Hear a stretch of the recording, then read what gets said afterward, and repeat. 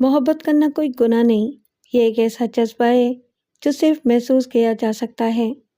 پھولوں کی خوشبو کی طرح نظر نہ آنے والا ایک ایسا جذبہ جو دو دلوں میں پیدا ہوتا ہے اور دونوں طرف برابر کی آگ لگا جاتا ہے۔ تو محبت کرنے والے دل یا تو سماج کی پابندیوں کے ہاتھوں مجبور ہو کر جل جاتے ہیں اور لازوال ہو جاتے ہیں، اور یا پھر وصل کی مسرتوں سے ہمکنار ہو جاتے ہیں۔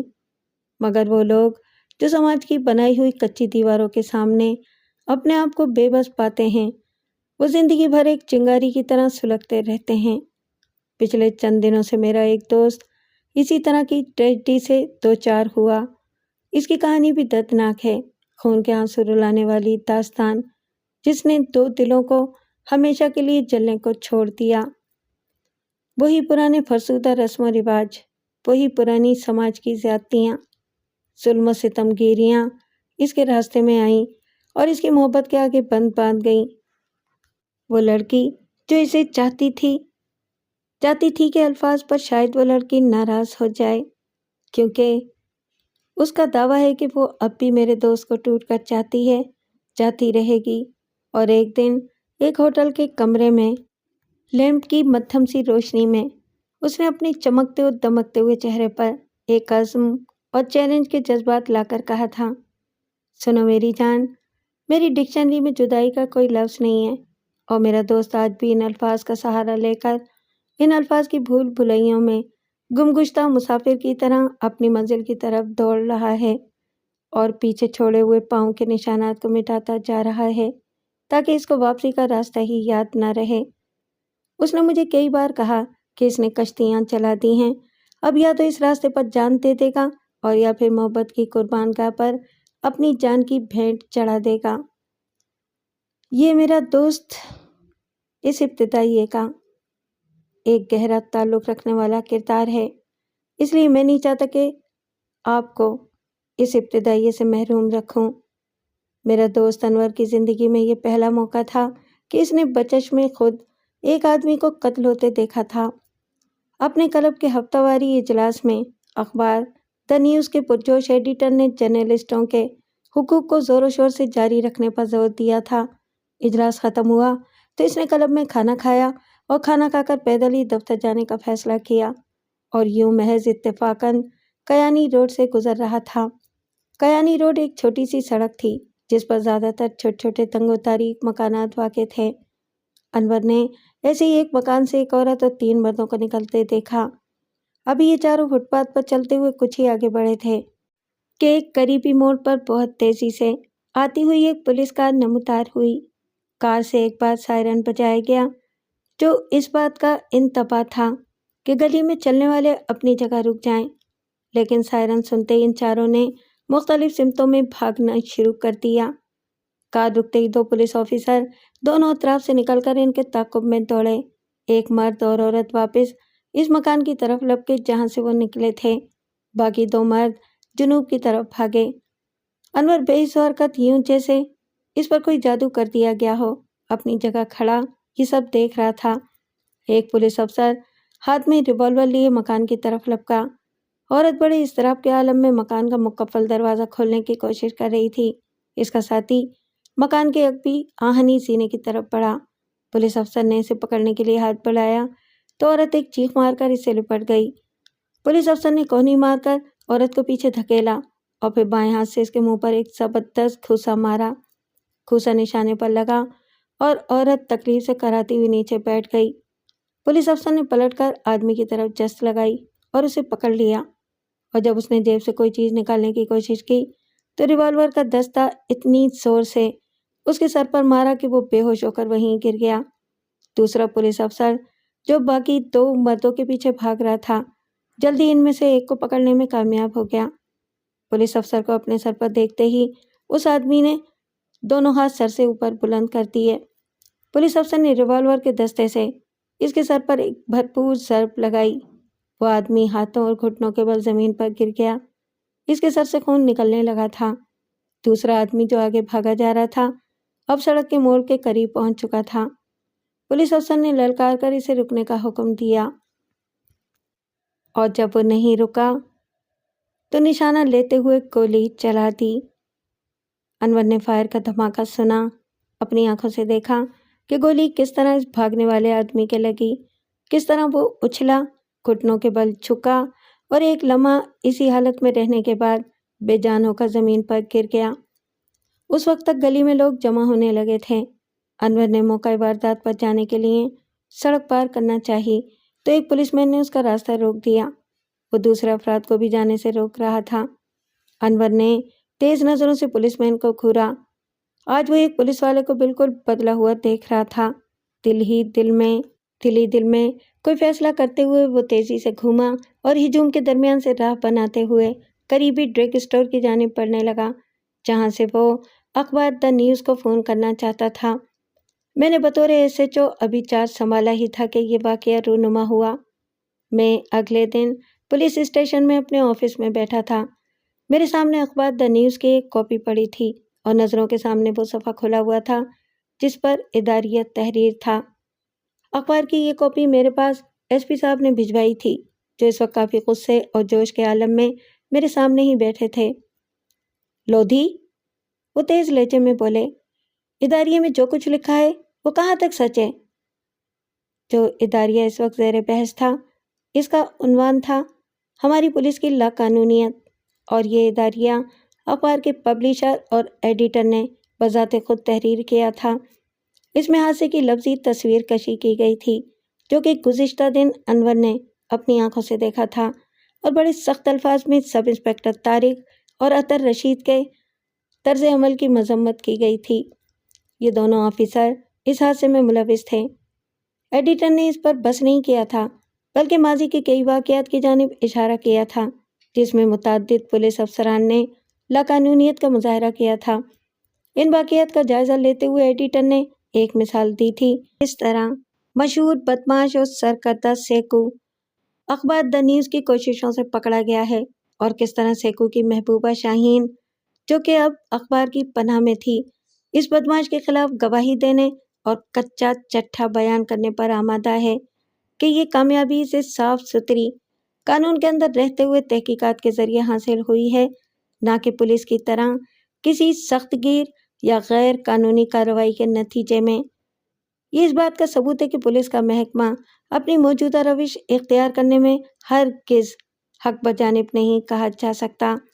اداریے کے آخر میں ایڈیٹر نے نئے IG سے مطالبہ کیا تھا کہ وہ سب انسپکٹر طارق اور اطہر رشید اور اس جیسے پولیس افسران کے خلاف ضروری کارروائی کریں، اور اس بات کا پورا خیال رکھیں کہ آئندہ پولیس یا عوام دونوں میں سے کوئی اپنی قانونی حدود سے تجاوز نہ کرنے پائے۔ تقریباً صحیح ہے، میں نے سنجیدگی سے جواب دیا، مگر میں اسے بالکل پسند نہیں کرتا۔ SP صاحب نے زور دے کر کہا، ان دونوں آدمیوں کو بلاؤ، میں انہیں فوراً معطل کرنا چاہتا ہوں۔ سر، ذرا ٹھہر جائیں، جلدی نہ کریں، میں نے ملتجیانہ انداز میں عرض کی۔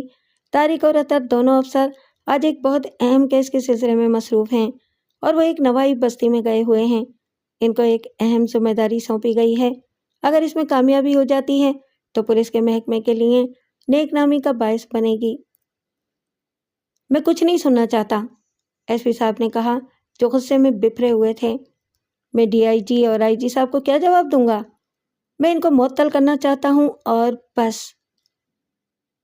پولیس افسران کو معطل کرنے سے کیا مسائل حل ہو جائیں گے؟ میں نے کہا، ان کو قانون کی حدود سے تجاوز کرنے کی سزا ملنی چاہیے، ضرور ملنی چاہیے، مگر یہ یاد رہے کہ ان افسران کی بدماشوں سے کوئی ذاتی دشمنی نہیں تھی۔ ان کو معطل کرنے سے پہلے محکمانہ کارروائی کر لی جائے تو بہتر ہے، میں نے درخواست کی۔ تمہیں نہیں معلوم کہ تم یہاں اس کرسی پر بیٹھ کر ان قاتلوں کا دفاع کر رہے ہو؟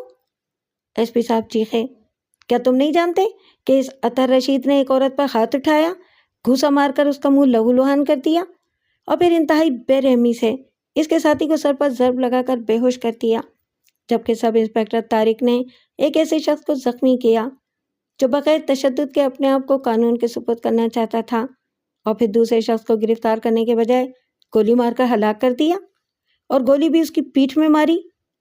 کیا یہی اسٹاف ہے جو تمہاری ماتحتی میں کام کر رہا ہے؟ کیا تم ہی اس فورس کے کمانڈر ہو؟ میں دونوں ہاتھوں کے درمیان اپنا سر پکڑے ایس پی صاحب کی طرف دیکھ رہا تھا۔ میرے چہرے پر فکر و تردد کی لکیریں ابھر آئی تھیں۔ میری ماتحتی میں کراچی پولیس کے بہترین افسر کام کر رہے ہیں، میں نے جواب دیا۔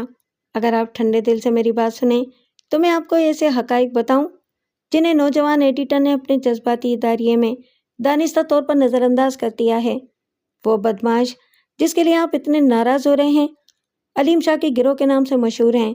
اس عورت کا نام مینی ہے، ناجائز منشیات کی عادی عورتوں کا اڈہ چلاتی ہے، غیر ملکی مہمانوں کو جو ہمارے ملک میں سیر و تفریح کے لیے آتے ہیں اپنے چنگل میں پھنسا کر بھاری رقمیں وصول کرتی ہے اور عورتیں سپلائی کرتی ہے۔ اس کا پولیس ریکارڈ آپ کے تصور سے بھی زیادہ طویل ہے۔ گزشتہ ماہ جب ایک مکان میں اس کے ساتھی ایک چوکیدار کو اپنی اذیت پسندی کا نشانہ بنا رہے تھے تو یہ عورت چوکیدار کے ننگے پاؤں کو جلتے ہوئے سگریٹ سے داغ کر کہے بلند کر رہی تھی۔ جب بالآخر اس نے چوکیدار کو قتل کر دیا تو اس عورت نے اس کی پیشانی پر اپنے بوسے کی مہر ثبت کی۔ بڑی محبت کرنے والی خاتون ہے نا؟ رہا اس کا ساتھی جسے عطر نے ریوالور کے دستے سے مارا تو وہ 3 قتل کر چکا ہے۔ اگر ان دونوں کا بس چلتا تو وہ عطر رشید کو کچا چبا جاتے۔ سب انسپکٹر طارق کے حصے میں آنے والے 2 بدماش کچھ کم نہیں ہیں۔ ان بدماشوں کا حال اس سے بھی زیادہ برا ہے۔ جس آدمی کو اس نے گولی ماری اس کا نام علیم شاہ تھا۔ وہ ایک ڈاکو اور بہت سے بے گناہوں کا قاتل تھا، جن میں ایک پولیس افسر بھی شامل ہے۔ اگر اسے مارا نہ جاتا تو وہ فرار ہو جاتا اور نامعلوم اور کتنے بے گناہوں کا خون بہاتا۔ اور دوسرا گنڈا جانی جو بقول آپ کے بغیر کسی تشدد کے خود کو پولیس کے حوالے کر رہا تھا، تشدد پسندی میں ماہر ہے۔ گروہ کے ہاتھوں میں پڑنے والے بدقسمت افراد کے لیے اذیت رسانی کے نت نئے طریقے وہی ایجاد کرتا ہے اور ان پر اپنے سامنے عمل درآمد کراتا ہے۔ میں نے کہا، اگر علیم شاہ اتنا ہی برا اور خطرناک آدمی تھا تو اسے کیفر کردار تک پہنچانے کے لیے عدالت میں پیش کیا جانا چاہیے تھا۔ ایس پی صاحب نے جواب دیا، جس طرح اب اس بدماش سیکو پر مقدمہ چلایا جانے والا ہے۔ سیکو کو ابھی عدالت میں پیش نہیں کیا گیا، میں نے سرد لہجے میں کہا۔ اگر ہمارے پاس وقت ہوتا تو ہم معقول تعداد میں پولیس فورس کے ساتھ کیانی روڈ کے اس مکان پر چھاپہ مارتے اور اس گروہ کو حتی الامکان خاموشی سے گرفتار کر لیتے۔ مگر ہوا یہ کہ سب انسپکٹر طارق کو اپنے خاص مخبر سے اطلاع ملی کہ علیم شاہ اپنے 3 ساتھیوں کے ہمراہ اس مکان میں چھپا ہوا ہے اور بہت جلد وہاں سے کسی دوسری جگہ فرار ہو رہا ہے۔ طارق نے پولیس اسٹیشن فون کیا تو یہاں صرف عطر رشید ہی موجود تھا۔ وہ دونوں کیانی روڈ پر عین وقت پر پہنچے۔ 1 منٹ کی بھی تاخیر ہو جاتی تو وہ سب کے سب دوبارہ پولیس کی نظروں سے اوجھل ہو جاتے۔ سب انسپکٹر طارق یہ بھی یقین سے نہیں کہہ سکتا تھا کہ وہاں صرف یہی 4 آدمی ہیں یا کچھ اور گنڈے بھی چھپے ہوئے ہیں۔ موقع ملنے پر ان میں سے کوئی بھی قتل کرنے سے نہیں ہچکچاتا۔ ان حالات میں اس نے وہی کیا جو بہتر اور مناسب تھا۔ کچھ بھی صحیح، مگر یہ لوگ بہرحال انسان تھے۔ ایس پی صاحب اب بھی اپنی بات پر اڑے ہوئے تھے۔ میں چاہتا ہوں کہ طارق اور عطر دونوں افسران کو بلا تاخیر معطل کر دیا جائے۔ میں تمہاری ان وضاحتوں سے مطمئن نہیں ہوں۔ بہتر ہوگا کہ ہم لوگ ابھی ایک دوسرے کو اچھی طرح سمجھ لیں۔ تمہاری پوسٹنگ ابھی ہوئی ہے۔ میں چاہتا ہوں کہ تم میرے طریقہ کار کو سمجھ جاؤ۔ تم کس طرح اپنے انتظام کو چلاتے ہو یہ بلا شبہ تمہاری ذمہ داری ہے اور میں بلا وجہ تمہارے معاملات میں مداخلت پسند نہیں کرتا، لیکن جب تک میں ضلع کا انچارج ہوں اور عوام اور افسران بالا کے سامنے جواب دہ ہوں، تمہیں اور تمہارے ماہتان کو ہر معاملے میں قانون کی پابندی کرنا پڑے گی۔ میں نے کہا، میں تھانے کا انچارج ہوں جناب۔ میرے بارے میں باور کیا جاتا ہے کہ میں اپنے فرائض اور ذمہ داریوں کو پہچانتا ہوں۔ آپ ایک اخبار کا جذباتی حقائق سے گریزاں اداریہ پڑھ کر فرما رہے ہیں کہ میں کس طرح اپنے فرائض انجام دوں، جبکہ میں نے اپنے سروس کے 30 سال پورے کر لیے ہیں اور میرا تجربہ۔ ایس پی صاحب کا چہرہ غصے سے سرخ ہو گیا۔ مجھے اس سے کوئی سروکار نہیں کہ تم 30 سال سے پولیس میں ملازم ہو یا 300 سال سے۔ ایس پی صاحب نے ایک لفظ پر زور دیتے ہوئے کہا، جو آدمی بھی قانون شکنی کرتا ہے وہ مجرم ہے، خواہ اس کے بازو پر پولیس کا کوئی بیج لگا ہو یا نہ لگا ہو۔ तुम इस महकमे का काम इन्हीं कवानीन के मुताबिक चलाने के पाबंद हो इंस्पेक्टर, जिनकी वफादारी का तुमने खल्फ उठाया है। ठीक है सर, मैंने कहा, आप अफसर हैं, जिस तरह आप चाहेंगे इसी तरह किया जाएगा। मैं एसपी साहब से उलझना नहीं चाहता था। कुरंगी थाना छोड़ने के 2 साल बाद मेरी पोस्टिंग हुई थी। मैं नहीं चाहता था कि मेरी शोहरत पर धब्बा आए। मेरे दफ्तर में अखबारी नुमाइंदे प्रेस रिलीज हासिल करने के मुंतजिर हैं। एसपी साहब ने किसी कदर नर्म पड़ते हुए कहा, मैं इन्हें यही बयान दूंगा जो इस वक्त तुम्हें बता रहा हूँ कि सब इंस्पेक्टर तारिक और अतर को मुअत्तल कर दिया जाएगा और आइंदा इस महकमे के अफराद, खा वो अफसरान हों या आम पुलिस कांस्टेबल, कानून के निफाज में इसकी हर पाबंदी करेंगे। जब एसपी साहब चले गए तो मैंने अपने हेड मुर्रिर को बुलाकर हिदायत की कि वो सब इंस्पेक्टर तारिक और अतर को फौरन मेरे दफ्तर में बुलाए। कुछ ही देर बाद थाने की मोबाइल गाड़ी के रुकने की आवाज़ आई। मैं इसकी आवाज़ से मायूस था। मेरा अंदाज़ा दुरुस्त निकला क्योंकि मेरे ऑफिस का दरवाज़ा खुला और तारिक और अतर अंदर दाखिल हुए। अभी एसपी साहब आए थे। मैंने इन दोनों को बताया, बेहतर होगा कि तुम दोनों छुट्टी पर चले जाओ। अतर के होंठों पर एक तंजिया मुस्कुराहट नमूदार हुई। जब भी कोई नया एसपी आता है हमें छुट्टी पर जाना पड़ता है, अतर बोला और तारिक की तरफ देखा। इस मरतबा कहाँ चलोगे? अगर मेरी पेंशन में 1.5 साल बाकी न रह गया होता, तारिक ने जवाब दिया, तो मैं सीधा अखबार के दफ्तर जाता। बहरहाल मुझसे जो कुछ होगा करूँगा। तुम लोगों की खातिर चाहे मुझे आईजी साहब के सामने क्यों न पेश होना पड़े। अब हम आइंदा कहीं छापा मारेंगे तो पहले हमें तलाशी का वारंट हासिल करना होगा, सिवाय इस सूरत के कि तुम अपनी आंखों से कोई जुर्म होता देखो। आइंदा किसी को बगैर वारंट के गिरफ्तार नहीं किया जाएगा। मगर दफ़ा 54 ज़ाब्ता फौजदारी, भाड़ में गई तुम्हारी दफ़ा 54, जिसमें पुलिस को जुर्म में दस्तंदाजी के इर्तकाब के सिलसिले में बगैर वारंट के गिरफ्तार करने के इख्तियारात हैं। हर कैदी को यह हक हासिल होगा कि किसी भी सवाल का जवाब देने से इनकार कर दे तो इससे बदजबर कोई बात नहीं उगलवा सकते। मैंने बात जारी रखते हुए तंजिया कहा। अतर ने एक हल्का कहकहा बुलंद किया। मगर हमारा महकमा इस अंदाज में काम नहीं कर सकता, वो बोला। हमें एसपी साहब की पॉलिसी पर चलना पड़ेगा, वरना हमें नौकरी से हाथ धोना पड़ेंगे। एसपी ज़िले की इंतज़ामिया का सरबराह है, इसका हुक्म मानना हमारा फ़र्ज़ है। वो नया है, आहिस्ता आहिस्ता तजुर्बा हो जाएगा। मगर बहरहाल इसके अहकामात न मानना डिसिप्लिन की सख्त खिलाफ वर्जी है। मुझे याद है कि मैंने नई नई पुलिस फोर्स ज्वाइन की थी। एक बड़े सख्तगीर किस्म के एसपी साहब हमारे ज़िले के सरबराह बनकर आए। उन्होंने ब्लैक रेड का लफ्ज़ ईजाद किया, जिसको नाकाबंदी भी कहते हैं। कराची पुलिस में ऐसा कोई तसव्वुर नहीं था। ये एक पढ़े लिखे लोगों का शहर था। एक दिन इसने अचानक हुक्म दिया कि रात को 12 बजे के बाद ब्लैक रेड होगा। जो शख्स भी शराब पिए हुए पाया जाए इसको गिरफ्तार कर लिया जाए। हुक्म हाकिम मर के मफाजात। इस हुक्म की तामील की गई। जगह जगह कांस्टेबलों ने गाड़ियों को रोका, लोगों को गाड़ियों से उतारा, इनके मुंह सूंघे, चलने वालों को रोका, इनका भी यही असर किया। सुबह तक तमाम थानों पर सैकड़ों आदमी पकड़े गए थे। इनमें वो लोग भी थे जो दिन को शराब पर पाबंदी लगाने के लिए जलसे किए करते थे, इस्लाम को खतरे का प्रचार करते थे और रात को मेनोशी में खो जाते थे। इनमें बड़े जमींदारों, सियासतदानों के बेटे भी थे।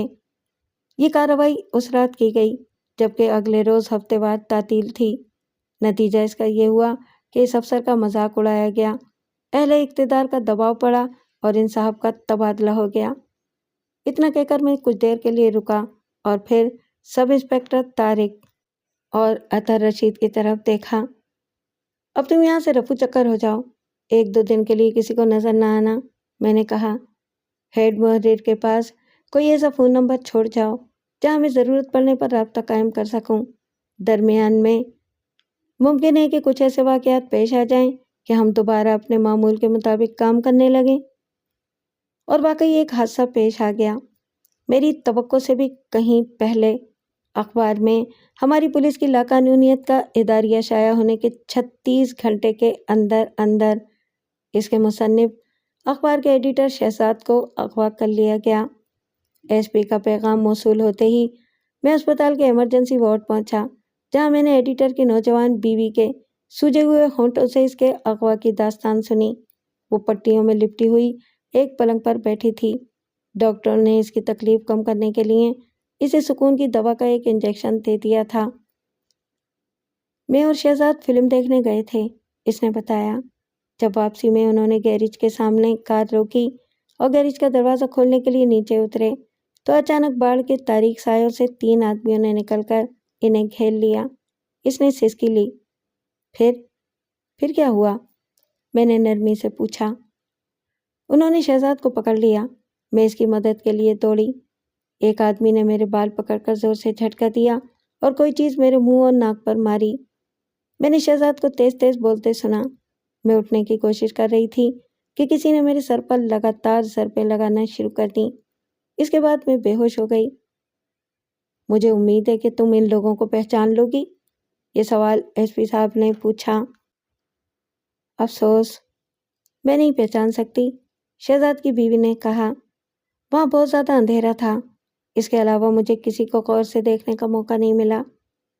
اس اداریے کے لکھنے کے فوراً بعد اخبار کے ایڈیٹر کا اغوا ہو جانا ایک غیر معمولی بات تھی۔ تمام پریس چیخ پڑا۔ آئی جی صاحب نے پریس کانفرنس بلائی اور اس میں طرح طرح کے سوالوں کا سامنا کرنا پڑا۔ پریس نے الزام لگایا کہ شہزاد کے اغوا میں پولیس کا ہاتھ ہے اور پولیس نے اپنے کرائے کے کنڈوں کے ذریعے شہزاد کو اغوا کرا لیا ہے۔ یہ اس کو اداریہ لکھنے کی سزا ملی ہے۔ 2-1 نے دھمکی دے دی کہ 2-4 دن تک کوئی اخبار نہ نکالا جائے۔ اس طرح یہ کافی پریشان کن صورتحال ہو گئی۔ پریشان مت ہو مسز شہزاد، ایس پی صاحب نے ایک نگاہ مجھ پر ڈالتے ہوئے کہا۔ آپ کو اپنا شوہر مل جائے گا۔ میں ذاتی طور پر اس کیس کی نگرانی کر رہا ہوں۔ اوہ شکریہ، وہ بولی۔ میں جانتی ہوں کہ آپ انہیں ان لوگوں کے قبضے سے ضرور چھڑا لیں گے۔ ایس پی صاحب، شہزاد بھی آپ کی ذہانت کی بہت تعریف کرتا ہے۔ اگر آپ انہیں شناخت نہیں کر سکتی تو کوئی بات نہیں، میں نے بستر پر جھکتے ہوئے پوچھا۔ لیکن ذرا غور سے سوچ کر جواب دیں، کیا ان میں سے کسی نے کوئی بات کی تھی؟ میرا خیال ہے کہ ان میں سے کسی نے شہزاد کے اداریے کے بارے میں کچھ کہا تھا، مسز شہزاد نے ہچکچاتے ہوئے جواب دیا۔ بہت خوب، میں نے ہمت افزائی کی۔ اب یہ بتائیں کہ یہ گفتگو کسی خاص لہجے میں کی گئی تھی، مثلاً سرسری طور پر یا جوش کے ساتھ یا تیزی سے؟ مجھے تو معمولی آواز لگی تھی اور لہجے میں بھی کوئی اتار چڑھاؤ نہیں تھا۔ مسز شہزاد سے اور کوئی بات معلوم نہ ہو سکی۔ میں سمجھتا ہوں کہ اب اغوا کنندگان کی جانب سے مطالبہ زر کا کوئی خط وغیرہ موصول ہوگا، ایس پی صاحب نے کہا۔ شہزاد بہت دولت مند ہے، اس کے متعدد اخبار اور جرائد ہیں، کئی بنگلے ہیں، اور میرا خیال ہے کہ اغوا کنندگان کو یہ سب باتیں معلوم ہوں گی۔ ہمیں ہر وقت چوکنا رہنے کی ضرورت ہے۔ انہوں نے میری طرف دیکھا۔ تمہیں میری باتوں سے اتفاق ہے یا نہیں؟ جی بالکل، میں نے ایک چاپلوس ماتحت کی طرح روایتی انداز میں جواب دیا۔ بھلا اعلیٰ افسر کی بات کو کس طرح رد کر سکتا تھا؟ پھر بھی میں نے نہایت مؤدبانہ انداز میں کہا، جناب، اگر میں غلطی نہیں کر رہا تو شہزاد کا اغوا اس اداریے کا براہ راست نتیجہ ہے جس پر آپ بڑے جوش میں آ گئے تھے۔ مسز شہزاد نے ان لوگوں کو اداریے کے بارے میں جو باتیں کرتے سنا ہے، اس سے میرے اس خیال کی تائید ہوتی ہے۔ ذرا وضاحت سے بتاؤ، میں کچھ سمجھا نہیں۔ رائٹ سر، میں نے ذرا سنبھل کر بیٹھ کر کہا۔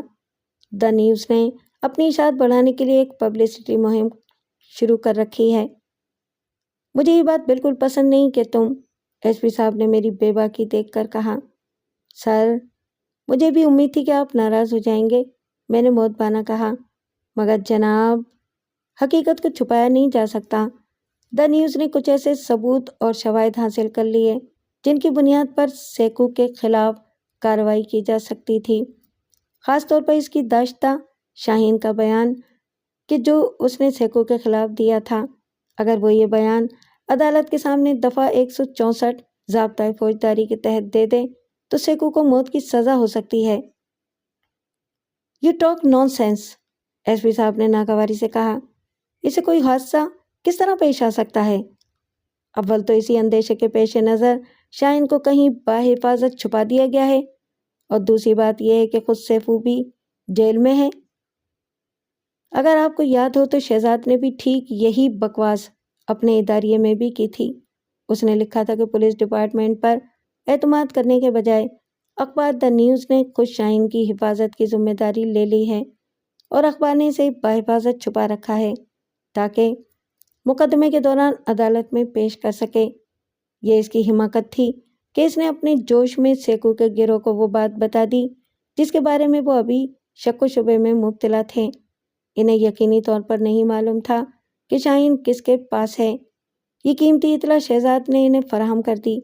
مجھے اندیشہ ہے کہ اس وقت بھی سیکو کے آدمی شہزاد پر جبر و تشدد کر رہے ہوں گے کہ وہ انہیں شاہین کا پتہ بتا دے۔ اب ہمیں یہ معلوم کرنا چاہیے کہ شاہین کو کہاں رکھا گیا ہے۔ اس کا ہمیں کوئی پتہ نہیں ہے۔ شہزاد کو کیونکہ ہم پر کوئی اعتماد نہیں ہے، اس لیے یہ بات اس نے ہم سے بھی چھپائی ہے، ایس پی صاحب نے کہا۔ ایس پی صاحب نے میری طرف سے کچھ کہنے کا انتظار کیا، مجھے خاموش پا کر بولے، سیکو کے گروہ میں اس کا نمبر 2 کون ہے؟ ایک اور بدماش بادشاہ خان ہے، میں نے کہا۔ سیکو جیل سے اپنے احکامات اپنے وکیل کے ذریعے بھیجتا ہے اور بادشاہ خان ان پر عمل درآمد کراتا ہے۔ تم کو معلوم ہے بادشاہ خان کہاں رہتا ہے؟ ایس پی نے پوچھا۔ اس کے صحیح ٹھکانے کا تو پولیس کو آج تک پتہ نہیں چل سکا، وہ اپنے ٹھکانے بدلتا رہتا ہے، میں نے جواب دیا۔ مگر اس کا پتہ چلایا جا سکتا ہے، مخبروں کے ذریعے یہ کوشش کی جا سکتی ہے۔ اس کو تلاش کرایا جائے اور فوراً میرے دفتر میں بھیجا جائے۔ اس کو پکڑنے میں 2 گھنٹے سے زیادہ عرصہ نہیں لگنا چاہیے، ایس پی نے ناگواری سے کہا، اور میں چاہتا ہوں کہ یہ مخبروں وغیرہ کا لفظ اب ختم ہو جانا چاہیے، سائنٹیفک طریقے استعمال ہونا چاہیے۔ ایس پی صاحب براہ راست بھرتی ہو کر آئے تھے، ان کو پولیس ورکنگ کے متعلق زیادہ واقفیت نہیں تھی، ان کو مخبروں کی اہمیت کا احساس نہیں تھا، ان کو یہ علم نہیں تھا کہ ہمارے ملک میں ابھی تک جرائم کی سراغ رسانی میں مخبروں کی کیا اہمیت ہے۔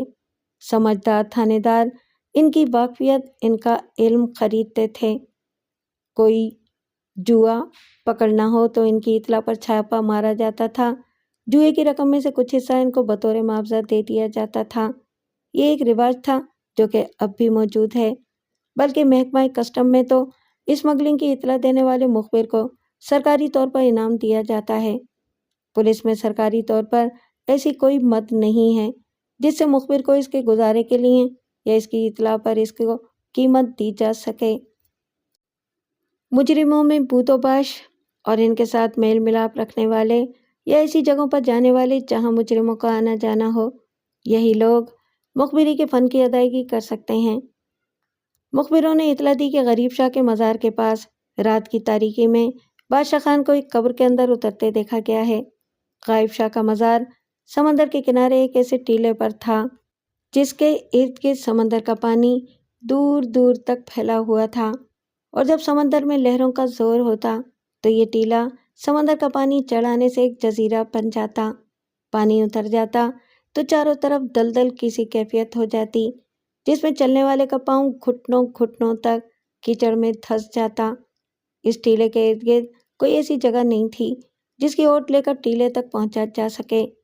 ٹیلے پر بیٹھا ہوا شخص ارد گرد کی حرکات و سکنات کا دور دور تک جائزہ لے سکتا تھا، اس لیے پولیس فورس کا اس ٹیلے تک پہنچنا خودکشی کے مترادف تھا۔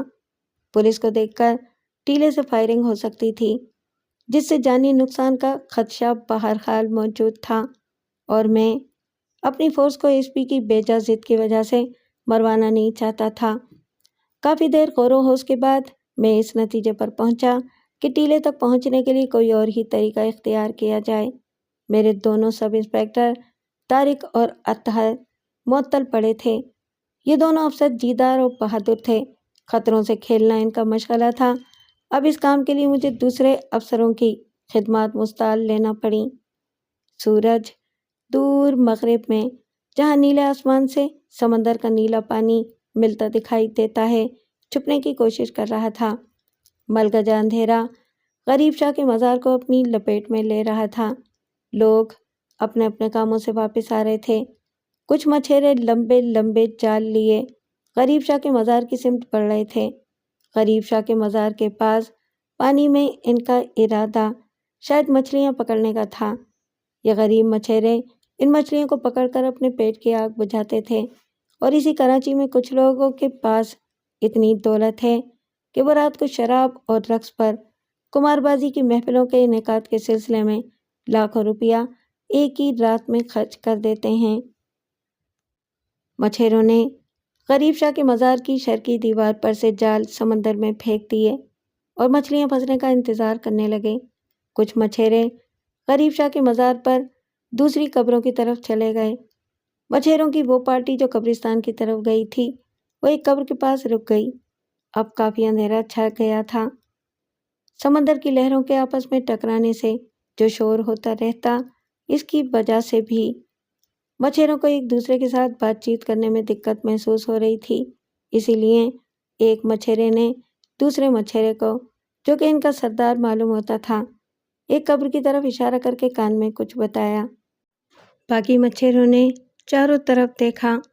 اندھیرا ہونے کی وجہ سے آنکھیں دور تک تو دیکھ نہ سکیں، مگر پھر بھی ارد گرد کے ماحول کا جائزہ لینے کے بعد اس مچھیرے نے، جو ان کا سردار معلوم ہوتا تھا، دو آدمیوں کی طرف اشارہ کیا۔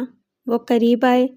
ان کے کان میں کچھ خسر پسر کی گئی تو آنن فانن ایک قبر کے اوپر کا حصہ انہوں نے اس قبر کے اوپر سے اٹھا کر اس طرح علیحدہ کر دیا جیسے یہ حصہ صرف خالی قبر کو ڈھانپنے کے لیے رکھا ہوا تھا۔ بیضوی شکل کا یہ حصہ مٹی اور گھاس پھوس کو ملا کر بنایا گیا تھا اور اس پر چونے سے سفیدی ہوئی تھی۔ عام آدمی تو یہ خیال کر ہی نہیں سکتا تھا کہ قبر کا یہ حصہ اتنی آسانی سے زمین سے علیحدہ ہو سکتا ہے۔ قبر میں خوب اندھیرا تھا۔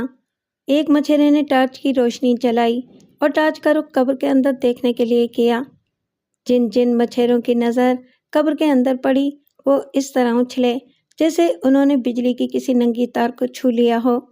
قبر خالی تھی۔ مچھیروں کی پارٹی اس قبر میں اتر گئی۔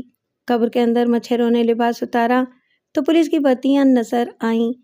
اس پولیس پارٹی کی سربراہی میں خود کر رہا تھا اور میرے ساتھ مستعار لیے ہوئے دو افسر امانت جاوید اور رفیق تھے۔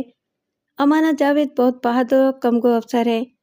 میرے پاس جب میں رسالہ تھانے میں ایس ایچ او تھا تو یہ اے ایس آئی ہو کر آئے تھے، اب ماشاءاللہ خود ایس ایچ او ہیں۔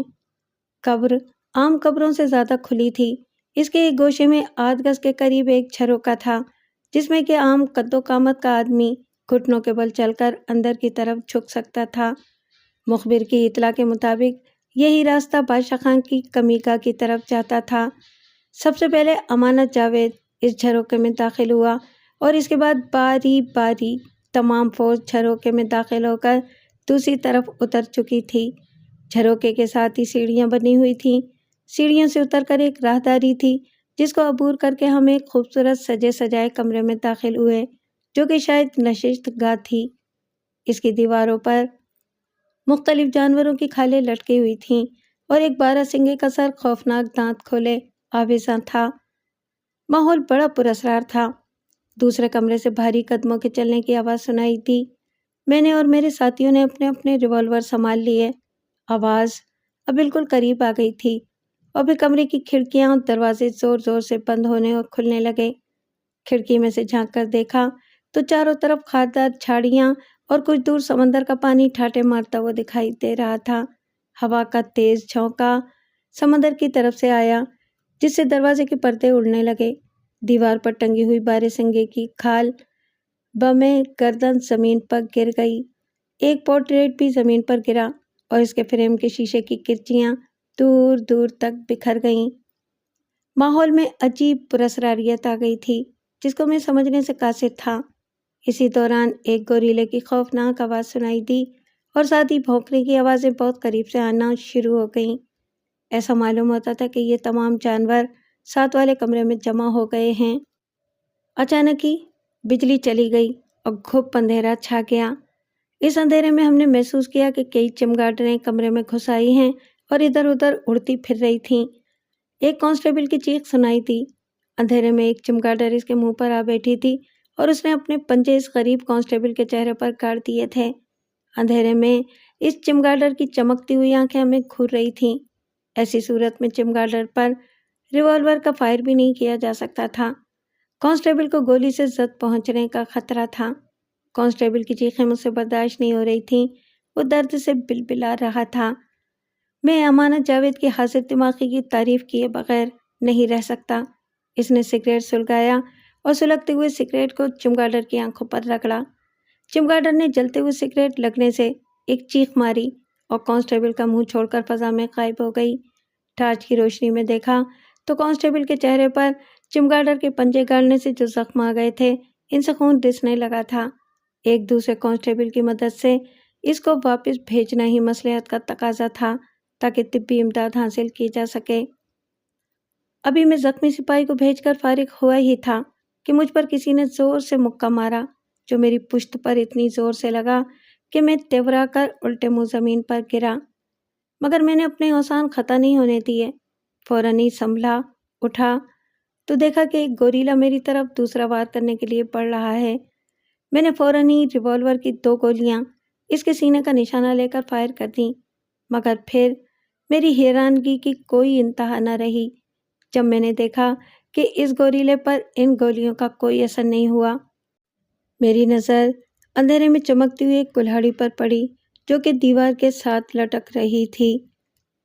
میں نے جلدی سے اس کلہاڑی کو دیوار سے علیحدہ کیا اور اس گوریلے پر کلہاڑی سے وار کیا جو کہ اس کے سر پر لگا۔ وہ تیورا کا نیچے گر گیا۔ میں نے اس کے اوپر سوار ہو کر 3-4 گھوسے رسید کیے تو وہ ادمویا سا ہو گیا، مگر گوریلے کی آواز ساتھ والے کمرے سے آتی رہی۔ یہ تحیر انگیز چیز تھی۔ لڑائی کے دوران اندھیرے میں اس گوریلے کے پیٹ پر میری نگاہ پڑی تو ایک چمکدار زپ مجھے نظر آئی۔ میں نے زپ کھول دی۔ اندر ایک جیتا جاگتا انسانی جسم سانسیں لے رہا تھا۔ میں نے اس کو اٹھنے کا اشارہ کیا۔ امانت جاوید نے جلدی سے اس کی تمام کھال جو وہ پہنے ہوئے تھا اتاری۔ سینے پر بلٹ پروف بلٹ چڑھی ہوئی تھی۔ اب مجھے یاد آیا کہ میری گولیوں کا اثر اس کے جسم پر کیوں نہیں ہوا۔ کھال کے اندر سے 6 فٹ لمبا سیاہ گھنگریالے بالوں والا شیدی سفید دانت نکالے ہوئے کھڑا تھا۔ اس کو میں نے بتایا کہ ہم پولیس والے ہیں اور بادشاہ خان کی تلاش میں آئے ہیں۔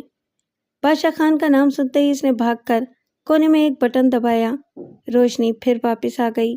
اب ہم روشنی میں ہر چیز دوبارہ دیکھ سکتے تھے۔ امانت جاوید ساتھ والے کمرے میں بھاگ کر گیا اور 2 ٹیپ ریکارڈر اٹھا لایا۔ ایک پر گوریلے کی آواز کا ٹیپ متواتر چل رہا تھا اور اسے گوریلے کی آواز آ رہی تھی۔ دوسرے کیسٹ سے کتے کے بھونکنے کی آواز آ رہی تھی۔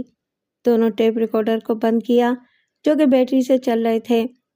میں بادشاہ خان کی عقل کی داد دیے بغیر نہیں رہ سکا۔ وہ کافی سمجھدار تھا اور ان ٹیپ ریکارڈروں کی ساخت سے معلوم ہوا کہ یہ غیر ملکی ہیں۔ کمرے میں اور بھی ڈیکوریشن کا سامان پڑا تھا جس پر غیر ملکی ہونے کی چھاپ لگی ہوئی تھی۔ اس کا مطلب یہ ہوا کہ بادشاہ خان اسمگلنگ بھی کرتا ہے۔ بادشاہ خان اور اس کا گروہ اور سربراہ سیفو اسمگلنگ میں بھی ملوث ہیں۔ امانت جاوید اور اس کے ساتھ دوسرے پولیس افسران نے اس شخص سے جس نے اپنا نام سلیمان بلوچ بتایا پوچھ گچھ شروع کر دی۔ امانت جاوید جتنا ٹھنڈے مزاج کا آدمی ہے اتنا ہی جلد اسے غصہ بھی آ جاتا ہے۔ جب وہ سلیمان سے پوچھ کر تنگ آ گیا اور جب اس نے بادشاہ خان کے متعلق زبان نہ کھولی تو اس کے پاؤں کے ساتھ رسی باندھ کر بجلی کے پنکھے کے ساتھ الٹا لٹکا دیا۔ میں نے اس کی اس غیر قانونی حرکت پر سرزنش کی مگر اس کا جواب یہ تھا کہ صاحب کیا ان کو کرسی پر بٹھا کر کھانا کھلا کر اس سے بادشاہ خان کا پتہ پوچھا جائے گا اور کیا یہ اس طرح ہمیں بتا دے گا؟ اس کی بات صحیح ہوگی لیکن میں اس کے خیالات سے متفق نہیں تھا۔ مجبوراً مجھے خاموش ہونا پڑا۔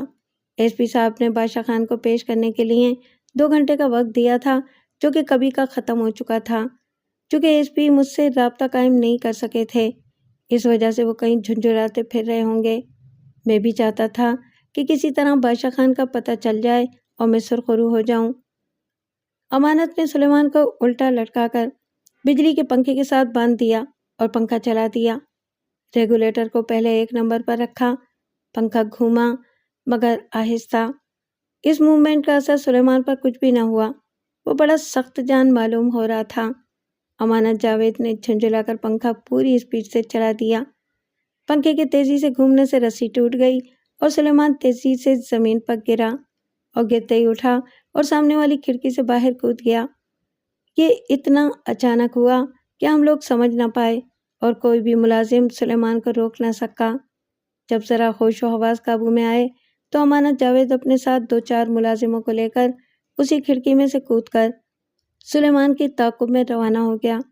میرا بھی اب وہاں رہنا ضروری نہیں تھا۔ میں نے کچھ پولیس کانسٹیبلان کو وہاں چھوڑ دیا احتیاطاً، اور خود امانت جاوید کے عقب میں روانہ ہو گیا۔ پاشا خان اندھیرے کا فائدہ اٹھا کر بھاگ گیا تھا اور سلیمان بلوچ بھی ہمارے ہاتھ نہ لگ سکا۔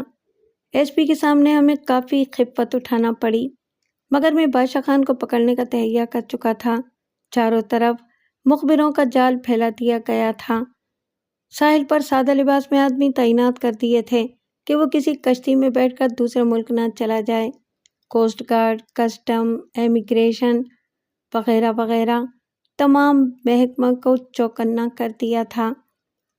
مخبروں نے اطلاع دی کہ جمعے کی شب شیری کالونی میں بادشاہ خان کی بہن کی شادی ہے اور وہ شادی میں شرکت کے لیے ضرور آئے گا۔ شیری کالونی میں بادشاہ خان کے ماں باپ کا مکان تھا جہاں سے اس کی بہن کی ڈولی اٹھنی تھی۔ جمعے کے روز کا شدت سے انتظار ہو رہا تھا۔ میں نے مضبوط سپاہیوں اور نڈر افسران کا دستہ تیار کر لیا تھا جن کو چھاپے کے لیے اپنے ساتھ لے جانا چاہتا تھا۔ عام لباس میں ملبوس یہ پولیس کے نوجوان اپنے ریوالور قمیض کے نیچے چھپائے سر شامی بادشاہ خان کے باپ کے گھر کے ارد گرد لگا دیے گئے۔ ان کو اس طرح لگایا کہ کسی قسم کا شک نہ ہو۔ ان کو میں نے ہدایت کر دی کہ جب بارات واپس آئے تو باراتیوں میں شامل ہو جانا اور پنڈال میں آ جانا، جس کے چاروں طرف شامیانے لگے ہوئے تھے اور سامنے کی جانب دولہا اور دلہن کے لیے پھولوں سے سجا ہوا اسٹیج لگا ہوا تھا۔ اسٹیج کے سامنے کچھ جگہ چھوڑی ہوئی تھی جس پر یا تو مجرا ہونا تھا یا قوالی کا پروگرام تھا۔ بہرحال 8 بجنے میں کچھ منٹ باقی ہوں گے کہ بینڈ باجے کی آواز آئی۔ کلفٹن کی طرف سے پھولوں سے سجی ہوئی کچھ گاڑیاں چلی آ رہی تھیں جن کے آگے بینڈ باجا تھا۔ باراتی اس موقع پر ہوائی فائر کر کے اسلحے کی نمائش کر رہے تھے۔ یہ تشویشناک بات تھی کہ لوگوں کے پاس اسلحہ تھا۔ پولیس کے ساتھ مقابلے کا خطرہ موجود تھا۔ باراتی اپنی اپنی جگہ بیٹھ گئے۔ مولوی صاحب نے نکاح پڑھایا، مبارک سلامت ہوئی۔ لوگ ادھر سے ادھر آنے جانے لگے۔ کوئی دولہا والوں کو مبارکباد دے رہا تھا تو کوئی دلہن کے باپ کو۔ میں اور میرے ساتھی بھی اپنی اپنی جگہ بیٹھے ایک دوسرے کو مبارکباد دے رہے تھے۔ ہماری نظریں بادشاہ خان کو تلاش کر رہی تھیں مگر بظاہر وہ کہیں نظر نہیں آ رہا تھا۔ کھانا شروع ہوا اور ختم ہو گیا۔ ناچ و گانے کی محفل شروع ہوئی۔ ایک عجیب و غریب شور میں مشہور رقاصہ شہناز نے ناچنا شروع کیا تو معلوم ہو رہا تھا جیسے آواز میں جوانی گا رہی ہے، لیکن اس کے چہرے کے شہابی رنگ پر یہ سوال پھیلا ہوا تھا کہ زندگی بڑھاپے سے شروع ہو کر بچپن پر ختم ہو جاتی تو کیا ہوتا؟ اس کی آواز اور وقت دونوں اڑے جا رہے تھے اور اب تو فضا کا رنگ ہی بدل گیا تھا۔ غریبوں پر ایک بھی پیسہ خرچ نہ کرنے والے لوگ نقرئی سکوں کی بارش برسا رہے تھے۔ چھوٹے بڑے نوٹ شہناز کے قدموں پر نچھاور کیے جا رہے تھے۔ صوفہ نشینوں کی وضعداریاں ڈھیلی پڑ گئی تھیں۔ پیالوں کے سرخ پانی نے حواس کا توازن ہلا دیا تھا۔ شہناز نے گانا ختم کیا۔ آواز آئی، پنجابی کا کوئی گانا ہو جائے۔ بڑے اچھے ہاتھ پیروں کا ایک جامع زیب نوجوان سامنے آ بیٹھا۔ غور سے دیکھا، اچکن کی جیبیں ٹٹولیں، 2 سبزے پاؤں پر نچھاور کیے اور کہا، شہناز پنجابی گانا ہو جائے۔ شہناز نے اس نوجوان پر ایک نظر ڈالی۔ اس کی علم چھڑی آنکھوں میں انکہے خیالوں کی بتیاں جھلملا رہی تھیں۔ ادھر دائرہ بنا، ادھر ہاتھوں کے گجرے حرکت میں آ گئے۔ بوٹی بوٹی تھرکنے لگی۔ اس کا رقص رات کے گھنے پن میں اور بھی گھنا ہو گیا۔ زاویے ہی زاویے، دائرے ہی دائرے۔ وہ ناچ رہی تھی اور ہم دیکھ رہے تھے۔ رات کا سناٹا ختم ہونے کو تھا۔ ہم لوگ بادشاہ خان کی تلاش میں محو تھے جو ہمیں کئی دن سے نچا رہا تھا۔ مخبر نے میرے کان میں خسر پسر کی کہ یہ جو شخص شہناز کو بڑھ چڑھ کر پیسے دے رہا ہے یہی تو بادشاہ خان ہے۔ یہ سنتے ہی میں نے اپنے آدمیوں کو اشارہ کیا۔ وہ بادشاہ خان پر ٹوٹ پڑے۔ محفل درم برم ہو گئی۔ باراتی کھو گئے۔ بادشاہ خان کو ہتھکڑی پہنائی جا چکی تھی۔ وہ غصے سے تلملا اٹھا۔ بادشاہ کو پکڑ کر ایس پی صاحب کے سامنے پیش کیا گیا۔ ایس پی جو کہ غصے کے عالم میں اپنے کمرے میں ٹہل رہے تھے، ہمیں دیکھ کر ٹھہر گئے اور کہا، کہاں رہے اتنی دیر؟ بادشاہ کی تلاش میں نے فوراً جواب دیا۔ کہاں ہیں وہ؟ باہر ہتھکڑیوں میں پولیس کی نگرانی میں نے کہا، اس کا وکیل بھی ساتھ آیا ہے۔ ملزم کو تمام قانونی سہولتیں مہیا کرنا چاہیے۔ ایس پی میرے طنز کو سمجھ گئے اور خاموش رہے۔ اس کو اندر لاؤ۔ میں نے سب انسپکٹر رفیق اور امانت جاوید کو اشارہ کیا۔ بادشاہ خان کو اندر لایا گیا۔ ایس پی صاحب اپنی گھومنے والی کرسی پر برائے جمان ہو گئے۔ ایس پی صاحب نے سوال و جواب کی ذمہ داری اپنے سر لے لی۔ دیکھو بادشاہ خان، میں تم سے سچ بولنے کی توقع رکھتا ہوں۔ ایس پی نے نرم لہجے میں کہا، مجھے معلوم ہوا ہے کہ تم سیکو کا دایاں ہاتھ ہو۔ یہ سیکو کون ہے؟ بادشاہ خان نے آنکھیں چندیاتے ہوئے پوچھا۔ ایس پی صاحب کو یہ دانستہ تجاہل ناگوار گزرا۔ انجان بننے کی کوشش مت کرو، وہ جھنجھلا کر بولے۔ دا نیوز کے ایڈیٹر شہزاد کو اغوا کر لیا گیا ہے اور ہمیں شبہ ہے کہ اس میں تمہارا کچھ نہ کچھ ہاتھ ضرور ہے۔ بادشاہ خان کے کچھ کہنے سے پہلے ہی اس کا وکیل برلاس بول پڑا۔ کوئی جواب مت دینا، اس نے اپنے موکل کو مشورہ دیا اور ایس پی کی طرف دیکھا۔ ایس پی اس بے جا مداخلت پر کچھ خوش نہیں تھے۔ وکیل صاحب، یہ پاکستان ہے، انگلستان نہیں۔ آپ ہمارے کام میں مداخلت کر رہے ہیں اور سرکاری کام کی انجام دہی میں مداخلت کرنا جرم ہے۔ نہیں جناب، وکیل نے کہا، ملزم کا قانونی حق ہے کہ وہ پولیس کی طرف سے پوچھے جانے والے سوالوں کے جواب دے یا نہ دے۔ ہمیں قانون مت سکھاؤ، ایس پی نے کہا۔ میں قانون سکھاتا نہیں ہوں، صرف یاد دہانی کروا رہا ہوں کہ ضابطۂ فوجداری کی دفعات 162 163 مد نظر رکھیں۔ آپ کسی شخص کو دھمکی، لالچ یا خوف دے کر بیان دینے پر مجبور نہیں کر سکتے، وکیل نے جواب دیا۔ آپ براہ کرم اپنا قانون عدالت کے کمرے تک محدود رکھیں، سمجھے؟ ایس پی نے دانت پیستے ہوئے کہا، اس وقت ملزم ہماری حراست میں ہیں، آپ جائیں، ہمارے ناجائز فعل کے لیے عدالت کا دروازہ کھٹکھٹائیں۔ بہرحال میرا موکل اس بارے میں کوئی بات نہیں کرنا چاہتا، ایڈوکیٹ نے کہا، اور اب ہم اجازت چاہتے ہیں۔ وہ دونوں جانے کے لیے کھڑے ہو گئے۔ ایس پی کا چہرہ غصے سے سرخ ہو گیا۔ ٹھہرو، انہوں نے سخت لہجے میں کہا اور میری طرف دیکھا۔ اس کو لے جاؤ اور حوالات میں بند کر دو۔ کس جرم میں؟ وکیل نے پوچھا۔ یہ عدالت میں پوچھنا۔ ایس پی اور وکیل کو نوک جھونک کرتے چھوڑ کر میں اپنے ماتحتوں کے ساتھ ملزم بادشاہ خان کو لے کر تھانے پر آ گیا اور حوالات میں بند کر دیا۔ تھوڑی دیر بعد ایس پی کا فون آیا۔ اس کو بند کر دیا تم نے؟ جی ہاں، مگر وہ کچھ دیر بعد رہا ہو جائے گا۔ کیا بکتے ہو؟ ایس پی چلائے۔ میں صحیح کہہ رہا ہوں، آپ ہی کا فون آئے گا کہ اس کو چھوڑ دو، میں نے جواب دیا۔ دوسری طرف سے ریسیور کو کریڈل پر رکھنے کی زوردار آواز آئی۔ ایس پی صاحب نے غصے سے لائن کاٹ دی تھی۔ ہم نے ملزم بادشاہ خان پر دا نیوز کے ایڈیٹر شہزاد کے اغوا کا چارج لگا دیا تھا اور یہ ناقابل ضمانت جرم تھا۔ بادشاہ خان سے انٹروگیشن شروع کر دی گئی تھی۔ بادشاہ خان سیکو کے گروہ کا نہایت اہم پارٹنر تھا، کوئی معمولی آدمی نہیں تھا، لہٰذا کئی گھنٹے کی انٹروگیشن کے بعد بھی اس نے ہمیں کچھ نہ بتایا۔ سیکو کے گروہ کے اصلی ٹھکانے، شاہین اور مسز شہزاد کے متعلق خاص طور پر اس سے پوچھا گیا، مگر وہ بڑا سخت جان تھا، وہ بریک نہیں ہوا۔ ابھی میں تھک کر اپنے آفس میں آ کر بیٹھا ہی تھا کہ ایس پی صاحب کا فون آ گیا۔ بھائی، تم سچ کہتے تھے، ہم پر بڑا پریشر پڑ رہا ہے۔ ایس پی صاحب دوسری طرف فون پر کچھ خجالت کا لہجہ لیے ہوئے بات کر رہے تھے۔ میں سمجھا نہیں سر، میں نے تجاہل عارفانہ سے کام لیتے ہوئے کہا۔ ارے بھائی، اس میں سمجھنے سمجھانے کی کیا بات ہے؟ اوپر سے فون آیا تھا، ایس پی صاحب نے دھیمے لہجے میں جواب دیا، کہ بادشاہ خان کی ضمانت لے لی جائے۔ مگر جناب، بادشاہ خان ناقابل ضمانت جرم میں بند ہے، اس پر ایک اخبار کے ایڈیٹر کو اغوا کرنے کا جرم عائد ہے، یہ کیسے ہو سکتا ہے؟ میں نے ذرا جذباتی انداز لیے ہوئے جواب دیا۔ بھائی کچھ بھی کرو، تم سمجھتے ہو نا، اوپر سے پریشر پڑ رہا ہے۔ وہ تو اس کی شرافت کا سرٹیفکیٹ بھی دے رہے ہیں۔ کہتے ہیں کہ بادشاہ خان کسی زمانے میں جرائم کرتا تھا، اب تو وہ کاروباری آدمی ہے، کروڑوں کا بزنس کرتا ہے، اس کا کاروں کا شو روم ہے، ریس میں گھوڑے ہیں، کارپیٹ کی فیکٹری ہے۔ ایس پی صاحب بولتے جا رہے تھے۔ اسمگلنگ کا کاروبار کرتا ہے، 2 لانچیں ہیں جن میں دبئی سے سونا آتا ہے اور ادھر سے ہیروئن جاتی ہے۔ میں نے ایس پی صاحب کی بات کاٹتے ہوئے جواب دیا، سیاسی لوگ اگر ایسا کاروبار نہ کریں تو الیکشن جیتنے کے لیے ان کے پاس روپیہ کہاں سے آئے گا؟ میں سمجھتا ہوں کہ بادشاہ خان نے کسی سیاسی لیڈر کا الیکشن میں کام کیا ہوگا، اس کو ووٹ دلوائے ہوں گے۔ اب وہ سیاسی شخصیت پس پردہ رہ کر اپنے محسن کے احسانوں کا بدلہ چکا رہی ہے۔ ایس پی صاحب بھی کچھ حق کی بات کرنے لگے تھے۔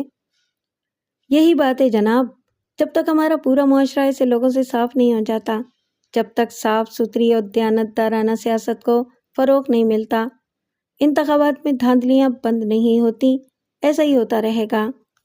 اگر ہم ان لیڈروں کی بات نہیں مانتے تو پولیس افسروں پر رشوت خوری کا بے بنیاد الزام لگا کر ان کی بدلی کر دی جاتی ہے، محکمانہ کارروائی ہو جاتی ہے اور اس کے نتیجے میں پولیس افسر اپنی نوکری سے ہاتھ دھو بیٹھتا ہے۔ بہرحال میں نے جناب ایس پی صاحب کی خدمت میں صاف طور پر عرض کر دیا کہ میں بادشاہ خان کی ضمانت نہیں لے سکتا۔ اگر اس کا اتنا اثر و رسوخ ہے یا اس کی پشت پناہی اتنی مقتدر شخصیات کر رہی ہیں تو وہ عدالت سے اس کی ضمانت کروا لیں۔ مجھے معلوم ہوا کہ کورٹ منشی نے بتایا کہ بادشاہ خان کی ضمانت ہو گئی ہے اور میں ہاتھ ملتا رہ گیا، مگر میں نے ہمت نہیں ہاری۔ ایس ایچ او کو ہمارے قانون نے بہت طاقت دی ہے اور پھر ایسے مجرموں کا سر کچلنے کے لیے جو معاشرے کا ناسور ہوں، جو ملک و قوم کے دشمن ہوں۔ اگر ایک مقدمے میں ضمانت ہو گئی تو کیا بات ہے، میرے پاس اور بھی بہت سے مقدمات تھے، میں کسی بھی مقدمے میں ضابطۂ فوجداری کی دفعہ 54 کے تحت گرفتار کر سکتا تھا، اور پھر میں نے کیا بھی یہی، اس کو گرفتار کر لیا۔ حبس بیجا کی درخواست بادشاہ خان کے وکیل نے ہائی کورٹ میں داخل کر دی، جواب دعویٰ ہم نے داخل کیا۔ چونکہ یہ گرفتاری باقاعدہ قانون کے مطابق عمل میں آئی تھی، اس لیے حبس بیجا کی درخواست خارج ہو گئی۔ قومی پریس کسی فوری اور مؤثر کارروائی کا مطالبہ کر رہا تھا، خاص طور پر دا نیوز جو کہ شہزاد کا اپنا اخبار تھا۔ اس کے رپورٹر سائی کی طرح ایس پی صاحب کے پیچھے لگے ہوئے تھے۔ آخر وہ میرے دفتر میں آئے اور کہا، تمہارے ماتحتان کو کیا ہو گیا ہے؟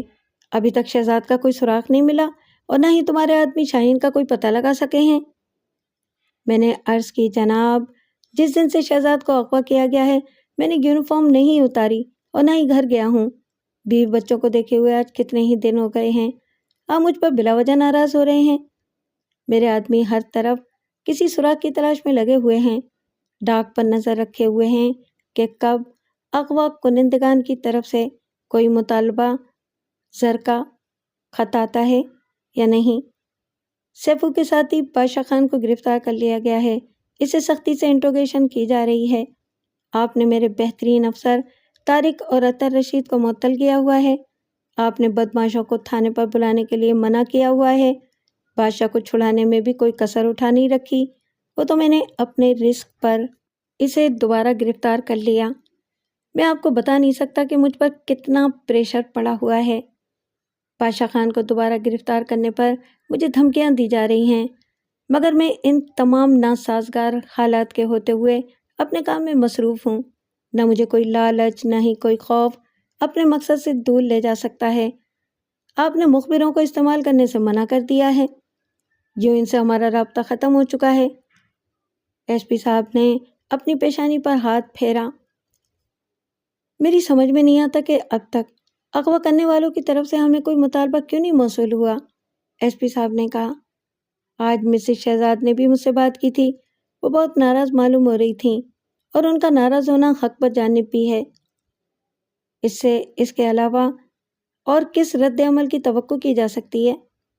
اگر میرا اندازہ غلط نہیں تو شہزاد اس وقت انتہائی تکلیف دہ تجربے سے دوچار ہو رہا ہوگا۔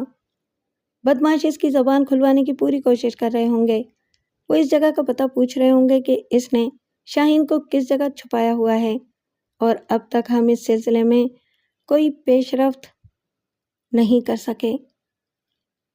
اس کی وجہ یہ ہے کہ شہزاد اور ہمارے محکمے کے چند افسران نے پولیس کے محکمے پر عوام کے اعتماد کو مجروح کر دیا ہے۔ اگر مجھے شاہین کا پتہ معلوم ہوتا تو میں اس کی حفاظت کے لیے ایک اسکواڈ تعینات کر دیتا۔ موجودہ صورتحال میں تو سوائے انتظار کرنے کے اور کچھ بھی نہیں کیا جا سکتا، میں نے جواب دیا۔ انتظار انتظار انتظار، مگر آخر کب تک؟ ایس پی صاحب نے بے چارگی سے کہا اور بڑبڑاتے ہوئے آفس سے نکل گئے۔ ان کو گئے نصف گھنٹہ ہی ہوا تھا کہ میرے اسپیشل ہیڈ کانسٹیبل جبار کا فون آیا۔ میں یہاں اوچھا سینیٹوریم سے بات کر رہا ہوں، اس نے مجھے بتایا۔ تقریباً 20 منٹ ہو گئے ہیں کہ کوئی شخص جو کہ ڈاکٹر کا سفید گون پہنے ہوئے تھا ایک کمرے میں داخل ہوا اور وہاں پر ایک مریضہ جس نے اپنا نام چکوری بتا کر درج کروایا تھا اس کے بیڈ کے پاس گیا۔ چکوری کے بظاہر کوئی بیماری نہیں تھی مگر اس کو ڈرپ لگی ہوئی تھی۔ اس ڈاکٹر نے وہ ڈرپ نکال کر ایک دوسری ڈرپ لگا دی اور خود فوراً غائب ہو گیا۔ اس ڈرپ کے چند قطرے اس عورت کے جسم میں گئے۔ عورت نے تھوڑی دیر کے لیے آنکھیں کھولیں اور پھر ہمیشہ کے لیے بند کر دیں۔ معلوم ہوا کہ وہ عورت شاہین تھی۔ او میرے خدا! میں نے سر پر ہاتھ مارتے ہوئے کہا، مجھے کسی ایسی ہی بات کی توقع تھی۔ اس شخص کا کوئی سراغ ملا جو کہ ڈاکٹر کا سفید گون پہنے ہوئے تھا؟ بالکل نہیں، وہ چہرے پر سفید ماسک پہنے ہوئے تھا جیسے کہ ڈاکٹر سرجن آپریشن سے پہلے پہنتے ہیں۔ اس کی شکل بھی نہیں دیکھی جا سکی۔ تم دیکھو اس سلسلے میں کیا کیا جا سکتا ہے؟ میں نے جبار کو ہدایت کی، جب تک تمہیں میری طرف سے کوئی واضح ہدایت نہ ملے اس بارے میں اپنی زبان بند رکھو اور کسی کو کوئی رپورٹ نہ دو۔ ہمیں کم از کم چند گھنٹوں تک اس خبر کو دبائے رکھنا ہے۔ مجھ سے برابر رابطہ قائم رکھو اور اپنی کارروائیوں سے مطلع کرتے رہو۔ میں نے فون اٹھایا اور ایس پی صاحب سے رابطہ قائم کیا۔ جیسی کہ مجھے توقع تھی ہمیں شاہین کے متعلق معلوم ہو گیا ہے۔ بہت خوب، ایس پی صاحب نے جواب دیا۔ خوب کچھ نہیں، اسے ہسپتال میں مریضہ بنا کر رکھا گیا تھا اور شناخت کو چھپانے کے لیے پٹیاں لپیٹ دی گئی تھیں۔ اس کے باوجود سیبو کے کارندے اپنا کام دکھا گئے۔ اس کے بازو پر لگی ہوئی گلوکوز کی ڈرپ تبدیل کر دی گئی اور زہر ملی ہوئی ڈرپ چڑھا دی گئی جس سے فوراً اس کی موت واقع ہو گئی۔ یہ باتیں مجھے چیف میڈیکل افسر سے معلوم ہوئی ہیں۔ واضح اور مکمل رپورٹ پوسٹ مارٹم کے بعد معلوم ہوگی۔ اس سے ایک ہی نتیجہ نکالا جا سکتا ہے کہ سیکو کے آدمیوں نے اذیت پہنچا کر شہزاد کو اپنی زبان کھولنے پر مجبور کر دیا، اور اب جب کہ وہ اسے موت کی نیند سلا چکے ہیں ان کے نزدیک شہزاد کا کوئی مصرف باقی نہیں رہ گیا۔ تمہارا مطلب ہے کہ وہ شہزاد کو بھی قتل کر دیں گے؟ ممکن ہے، لیکن ذاتی طور پر مجھے اس میں شبہ ہے۔ وہ اس وقت تک انتظار کریں گے جب تک ان کو بادشاہ خان کی طرف سے کوئی ہدایت نہیں ملتی۔ اب کیا کرنا چاہیے؟ ایس پی صاحب نے مجھ سے بے چارگی سے پوچھا۔ اب میں مکمل طور پر کیس اپنے ہاتھ میں لے کر تفتیش کروں گا۔ اب براہ کرم ہماری طریقہ تفتیش میں مداخلت نہ کریں اور نہ ہی بیرونی دباؤ قبول کریں۔ شہزاد کی برآمدگی پولیس کی انا کا مسئلہ ہے۔ قتل پر قتل ہوئے جا رہے ہیں۔ شاہین کا قتل ہمارے لیے ایک اور چیلنج ہے، اور اس قتل کی ذمہ داری ہم سے زیادہ خود شہزاد پر ہے جنہوں نے خود شرلاک ہومز بننے کی کوشش کی۔ سیکو جیل میں تھا اور اس کا نمبر 2 بادشاہ خان پولیس کی حراست میں تھا، مگر اس کے باوجود شہزاد کا کوئی پتہ نہیں چل رہا تھا۔ اسی دوران میں ایک اور واقعہ پیش آ گیا جس نے تمام انتظامیہ کو ہلا کر رکھ دیا۔ میرا سب انسپکٹر اطہر بہت شریف اور سیدھا سادہ فرما بردار اطاعت گزار قسم کا افسر تھا جس کو ایس پی نے طارق کے ساتھ ہی اپنی حدود سے زیادہ تجاوز کر کے طاقت کا استعمال کرنے پر معطل کیا تھا۔ جیسا کہ ہم نے شروع میں بتایا تھا، اس سے ایک نہایت ہی سنگین نوعیت کی غلطی ہو گئی اور اس کو بچانے کے لیے میں نے اپنی شہرت کو داغدار کر لیا۔ صبح اطلاع ملی کہ نیٹی چیٹی پل کے پاس مندر کے عقب میں ایک عورت کی برہنہ لاش ملی ہے۔ عورت کی عمر تقریباً 20-22 سال ہوگی۔ اس کے جسم پر نیلے رنگ کی شلوار قمیض، بلکہ یوں کہنا چاہیے کہ ملیشیا رنگ کی شلوار قمیض تھی۔ پاؤں میں کالی گرگابی، سفید موزے تھے۔ لاش کے قریب 3-4 فٹ کے فاصلے پر ایک چرمی پرس پڑا ہوا تھا۔ عورت کے بال گھنے سیاہ تھے۔ چہرے پر آدھے انچ کے قریب کٹنے کے زخم کا نشان ہونٹوں پر مٹی مٹی سی لپسٹک کے نشان باقی تھے۔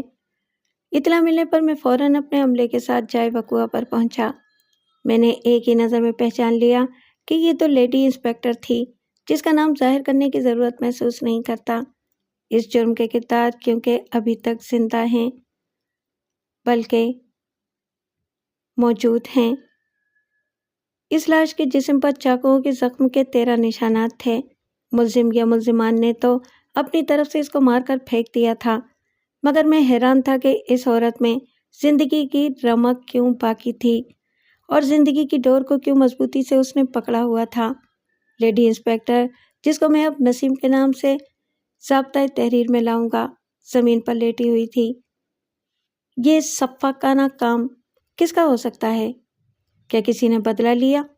جوش رقابت کا نتیجہ ہے یا؟ میں کسی نتیجے پر پہنچ نہ سکا۔ یقیناً میرے ماتحتوں نے کاغذی کارروائی مکمل کر لی اور اب زخمی عورت کو جلد سے جلد اسپتال پہنچانا تھا کہ شاید اس کی زندگی بچ جائے، جس کی امید کم تھی۔ نسیم کے بازو پر چمڑے میں لپٹا ہوا ایک تعویذ اور ہاتھوں کی انگلیوں میں پڑی ہوئی ایک سادہ سی انگوٹھی اتروا کر میں نے قبضے میں لے لی۔ پرس میں کچھ نقدی اور وزٹنگ کارڈ تھے۔ دوپہر کے بعد میں ڈاکٹر سے ملا۔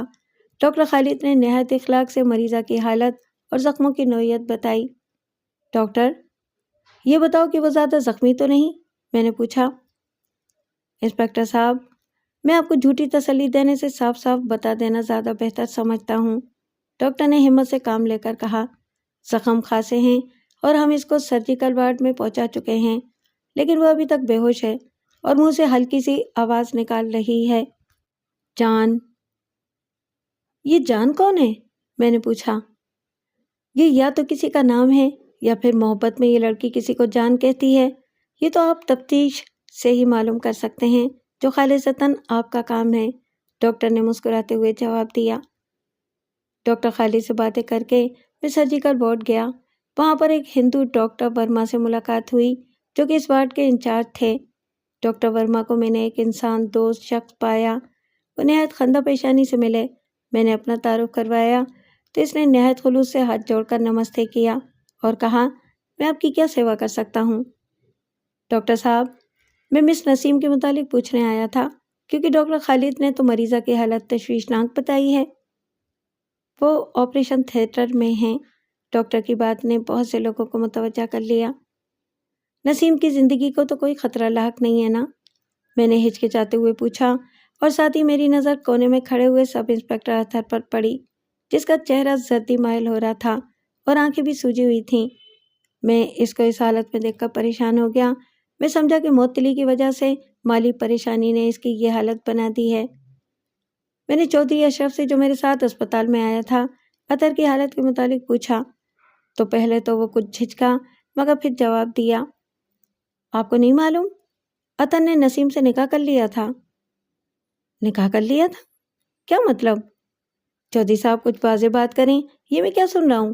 جہاں تک میرا خیال ہے اطہر کی شادی تو ہو چکی ہے اور شاید اس کی 2 بچیاں بھی ہیں۔ میں نے تعجب کا اظہار کیا اور پھر بات کرتے کرتے رک گیا۔ اطہر اخلاقاً چل کر میرے پاس آیا۔ اس کی چال سے معلوم ہو رہا تھا کہ صدمے کی وجہ سے اس کے اعصاب کشیدہ ہو گئے ہیں اور اس کو چلنے میں کمزوری محسوس ہو رہی ہے۔ اطہر، کیا بات ہے؟ تم نے یہ کیا حالت بنا رکھی ہے؟ میں نے اطہر کی طرف دیکھا۔ اس نے مجھے بات پوری بھی نہیں کرنے دی، فرتے جذبات سے میرے گلے لگ کر رونے لگا۔ ارے، یہ بہادر افسر آج بچوں کی طرح کیوں رو رہا ہے؟ میں نے اطہر کو حوصلہ دیا۔ اطہر تو واقعی بہت سنجیدہ تھا اور نسیم کے زخمی ہونے کا اسے سخت صدمہ تھا۔ میں اس کو چھوڑوں گا نہیں سر، اطہر نے مجھ سے علیحدہ ہوتے ہوئے کہا۔ میں اس کی گروہ کا نام و نشان مٹا دوں گا۔ کس کے گروہ کا؟ میں نے حیرانگی سے پوچھا۔ علیم شاہ، سیکوب، بادشاہ خان وغیرہ وغیرہ۔ یہ کام اسی گروہ کے ایک آدمی نے کیا ہے، مجھ سے بدلہ لینے کے لیے، کیونکہ ان کا ایک آدمی میرے ہاتھوں، اطہر بولے جا رہا تھا۔ میں نے اس کے منہ پر ہاتھ رکھ دیا۔ اطہر، ہوش کی دوا کرو، لوگوں کے کان ہماری طرف ہیں۔ جو کچھ کرنا ہوگا سوچ سمجھ کر کرنا ہوگا، اور اس میں بھی تمہارے ساتھ ہوں گا۔ میں نے اطہر کو سمجھاتے ہوئے کہا، مجھے چودھری اشرف نے سب کچھ بتا دیا ہے۔ تمہارے اور نسیم کے تعلقات پر وضاحت سے بات ہوگی۔ ابھی ہمیں نسیم کی جان بچانی چاہیے۔ اس کے بعد ہم نسیم کے کمرے کی طرف چل پڑے۔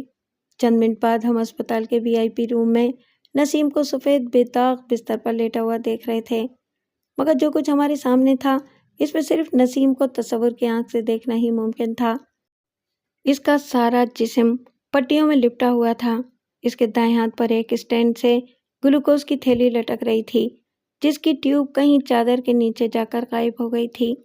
ایک نرس قطرہ قطرہ ٹپکنے والے گلوکوز کو شفاف نلکی میں غور سے دیکھ رہی تھی، اور ڈاکٹر کی ہدایت کے مطابق اس میں دوسری دوائیں شامل کرنے کے بعد گلوکوز کے خون میں شامل ہونے کی رفتار میں کم کر رہی تھی۔ دوسری جانب کے اسٹینڈ پر خون سے بھری ہوئی تھیلی معلق تھی، مگر استعمال نہیں ہو رہی تھی۔ تینوں ڈاکٹر جو ورما کے ماتحت تھے خود بخود پیچھے ہٹ گئے۔ ہم آگے بڑھے۔ ایسی صورت میں ڈاکٹروں سے پوچھنا کہ نسیم بیان دینے کے قابل ہے بے وقوفی تھی۔ وہ موت سے جنگ لڑ رہی تھی۔ میں نے چودھری اشرف سے کہا کہ یہاں پر مضبوط قسم کی گارڈ تعینات کر دی جائے، چونکہ میں ابھی بھی نسیم پر حملے کا خطرہ محسوس کر رہا تھا۔ نسیم کے بچ جانے کی صورت میں سیکو کے گروہ کو پتہ چل سکتا تھا اور قاتلوں کا بھی۔ اطہر سے میں نے کہا کہ میں اب تھک چکا ہوں، صبح دفتر آ جاؤ۔ SP صاحب سے تمہاری بحالی کے لیے بھی درخواست کریں گے اور تمہارا قصہ بھی تفصیل سے سنیں گے۔ کون سا قصہ سر؟ اطہر نے تعجب سے چودھری اشرف کی طرف دیکھا جو شرارت سے مسکرا رہا تھا۔ تمہاری اور نسیم کی داستان عشق، میں نے مسکراتے ہوئے جواب دیا۔ کوئی ایسی بات نہیں ہے سر، اطہر نے چودھری اشرف کی طرف گھورتے ہوئے کہا۔ چودھری اشرف جھوٹے اور من گڑت قصے بیان کرتا رہتا ہے، اس کی عادت ہے سر، ایسی کوئی بات نہیں۔ اچھا بابت جو کچھ بھی ہے، تم صبح دفتر آ جاؤ، میں نے اطہر کو تسلی دیتے ہوئے کہا جو کافی پریشان دکھائی دے رہا تھا۔ رات کا مہربان اندھیرا مجھ پر نیند بن کر اترنے لگا تھا کہ ٹیلی فون کی گھنٹی بجنے لگی۔ میں نے آنکھیں کھول کر کروٹ بدلی۔ پولیس آفیسر کی نیند کا سب سے بڑا دشمن ٹیلی فون ہے۔ میں نے اس کی پکار کو نظر انداز کر کے پھر سونے کی کوشش کی، جو وقت بے وقت میرے پرسکون رہنے کی خواہش کو ناکام بنا دیتا ہے۔ میں نے فون اٹھایا۔ دوسری طرف سے اطہر بول رہا تھا۔ میرا غصہ ٹھنڈا ہو گیا۔ سر، میں ابھی آپ سے ملنا چاہتا ہوں۔ خیریت تو ہے؟ میں نے پوچھا۔ ہاں سر، میں آپ کو سب قصہ ابھی بتانا چاہتا ہوں، اطہر نے کہا۔ تو آ جاؤ، میں چائے تیار کرواتا ہوں۔ میں نے اردلی کو کہا کہ چائے تیار کرے اور خود منہ ہاتھ دھو کر نیند کے خمار سے چھٹکارا حاصل کرنے کے لیے باتھ روم میں چلا گیا۔ تھوڑی دیر بعد اطہر کی موٹر سائیکل کی آواز گونجی۔ میرا اردلی اطہر کو اندر لے آیا، ڈرائنگ روم میں بٹھا دیا۔ اتنی دیر میں بھی تیار ہو کر اندر آ گیا۔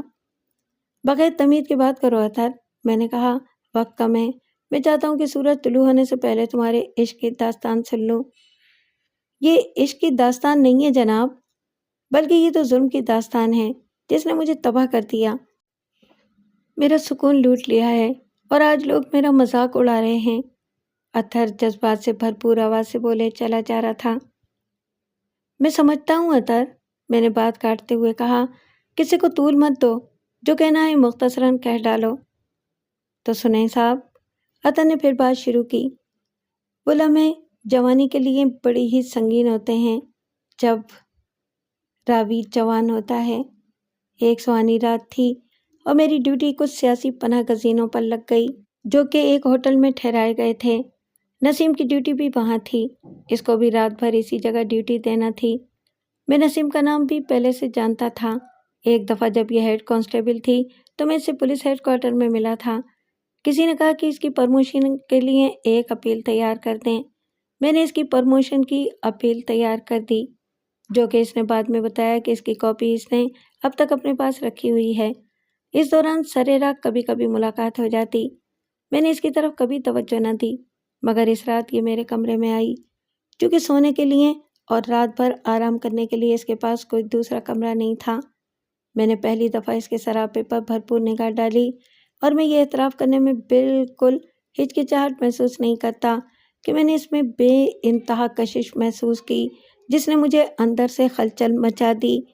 اطہر ذرا دیر کے لیے رکا، پانی کا گھونٹ پیا، سگریٹ سلگایا، دو ایک لمبے لمبے کش لیے اور اپنا بیان جاری رکھتے ہوئے بولا، اس رات نسیم نے بھی کچھ اضطراب سا، ایک بے چینی سی محسوس کی۔ میں آنکھیں بند کر کے لیٹ گیا۔ تھوڑی دیر بعد کروٹیں لینے کے بعد میں نے دیکھا کہ نسیم زمین پر لیٹی ہوئی ہے۔ اس نے کمرے کی 2-3 کرسیوں کے گدے نکال کر ان کو فرش پر رکھ کر ایک بستر سا بنا لیا تھا۔ میں دیکھ رہا تھا کہ وہ تکلیف محسوس کر رہی ہے۔ مجھ سے رہا نہ گیا۔ میں نے لیٹے لیٹے کہا، نسیم، اگر تم برا نہ مانو تو اس بیڈ پر آ جاؤ، یہ ڈبل بیڈ ہے اور اس پر کافی جگہ ہے۔ میں نے ڈرتے ڈرتے کہا اور اس کا رد عمل دیکھنے لگا۔ میں نے دیکھا کہ اس نے اس بات کا کوئی شدید رد عمل ظاہر نہیں کیا اور بولی، سر، آپ فکر نہ کریں، میں یہاں ٹھیک ہوں۔ اگر تکلیف ہوئی تو میں بیڈ پر سو جاؤں گی۔ میں سمجھ گیا کہ آگ ادھر بھی لگ چکی ہے۔ اب صرف شرم و حیا کی دھندلی سی دیواریں حائل ہیں جن کو ہم دونوں میں سے کوئی تو توڑے گا ہی۔ میں غنودگی کے عالم میں لیٹا ہوا تھا۔ میں نے محسوس کیا کہ میرے بستر کے بائیں طرف ایک گٹھری سی پڑی ہے۔ میں نے چھوا تو وہ سانس لیتی ہوئی نسیم تھی۔ کیا میں خواب دیکھ رہا تھا؟ اور پھر یہ کہنے کی تو ضرورت ہی نہیں ہے کہ میں نے محبت کے فاصلے بہت جلد طے کر لیے۔ اب ایک رات اس نے مجھ سے کہا کہ میری ڈکشنری میں جدائی یا علیحدگی کا کوئی لفظ نہیں ہے۔ کبھی بھولے سے بھی یہ خیال نہ کرنا کہ میں اب تم کو چھوڑ دوں گی۔ میرے متعلق سنی سنائی باتوں کا خیال نہ کرنا۔ ایسی باتیں وہ لوگ کرتے ہیں جن کے نزدیک انگور کھٹے ہوتے ہیں۔ اس طرح اس نے 2-4 زکندیں ایسی بھری کہ میں اس کی محبت میں واقعی دیوانہ سا ہو گیا۔ اب وہ روزانہ رات کو 11 بجے میرے کمرے میں آتی اور صبح چلی جاتی۔ ایک رات اس نے مجھ سے وقت پوچھا۔ میں نے گھڑی دیکھ کر وقت تو بتا دیا، مگر اپنی گھڑی فوراً دیوار پر دے ماری اور اس سے کہا، وہ گھڑی جو اتنا تیز رفتار دوڑ رہی ہو، جو ہمارے وصل کے لمحات کو اپنی ننھی ننھی سوئیوں سے بتائے، اسے توڑ دو، تاکہ نہ یہ گھڑی رہے گی اور نہ کچھ ہوگا۔ ایک رات میں بہت تھکا ہوا تھا تو وہ میرے پیر دبانے لگی۔ نہ جانے میں کب سو گیا۔ کمرے کا دروازہ زور زور سے پیٹنے کی آواز پر میں ہڑبڑا کر اٹھا۔ نسیم بھی اٹھ چکی تھی۔ میں نے دروازہ کھولا۔ ایک ایسائی دروازے پر گھبرایا ہوا سا کھڑا تھا۔ سر، نیچے ایڈیشنل ایس پی صاحب آئے ہیں، آپ کو بلا رہے ہیں، اس نے کہا۔ میں تھوڑا سا نروس ہو گیا۔ اس کی وجہ سے نہیں کہ ایڈیشنل ایس پی صاحب مجھے راکٹ لانچر سے اڑا دیتے، بلکہ میں نسیم کی عزت پر کسی صورت حرف نہیں آنے دینا چاہتا تھا۔ میں نے اپنا ریوالور سنبھالا اور نیچے آ گیا۔ ایس پی صاحب سے ملاقات ہوئی۔ انہوں نے ڈیوٹی کے متعلق بات چیت کی کہ اتنی دیر میں دوسری سیڑھیوں کی جانب سے نسیم بھی اتری۔ اس کے ملکوتی حسن پر گھبراہٹ کے ہلکے سے آثار تھے، جیسے ہرنی نے شکاری کو دیکھ لیا ہو، مگر وہ بڑی پرعزم تھی۔ ایس پی نے طنزیہ سوالات پوچھے جس میں چبھن تھی، طنز تھا، شکوہ سا تھا، مگر نسیم اپنے امتحان میں پوری اتری۔ ایس پی چلے گئے تو وہ مجھ سے کہنے لگی، تم کیا ڈر گئے تھے؟ کسی ماں نے ابھی تک ایسی ہستی کو جنم تو نہیں دیا جس سے میں ڈر سکوں۔ میں خدا سے ڈرتا ہوں، دنیا کے جعلی خدا مجھے نہیں ڈرا سکتے۔ جو رات قبر میں آنی ہے، کیلنڈر میں اس تاریخ کو کوئی تبدیل نہیں کر سکتا۔ اچھا، اتنے بہادر ہو؟ وہ ہنس دی۔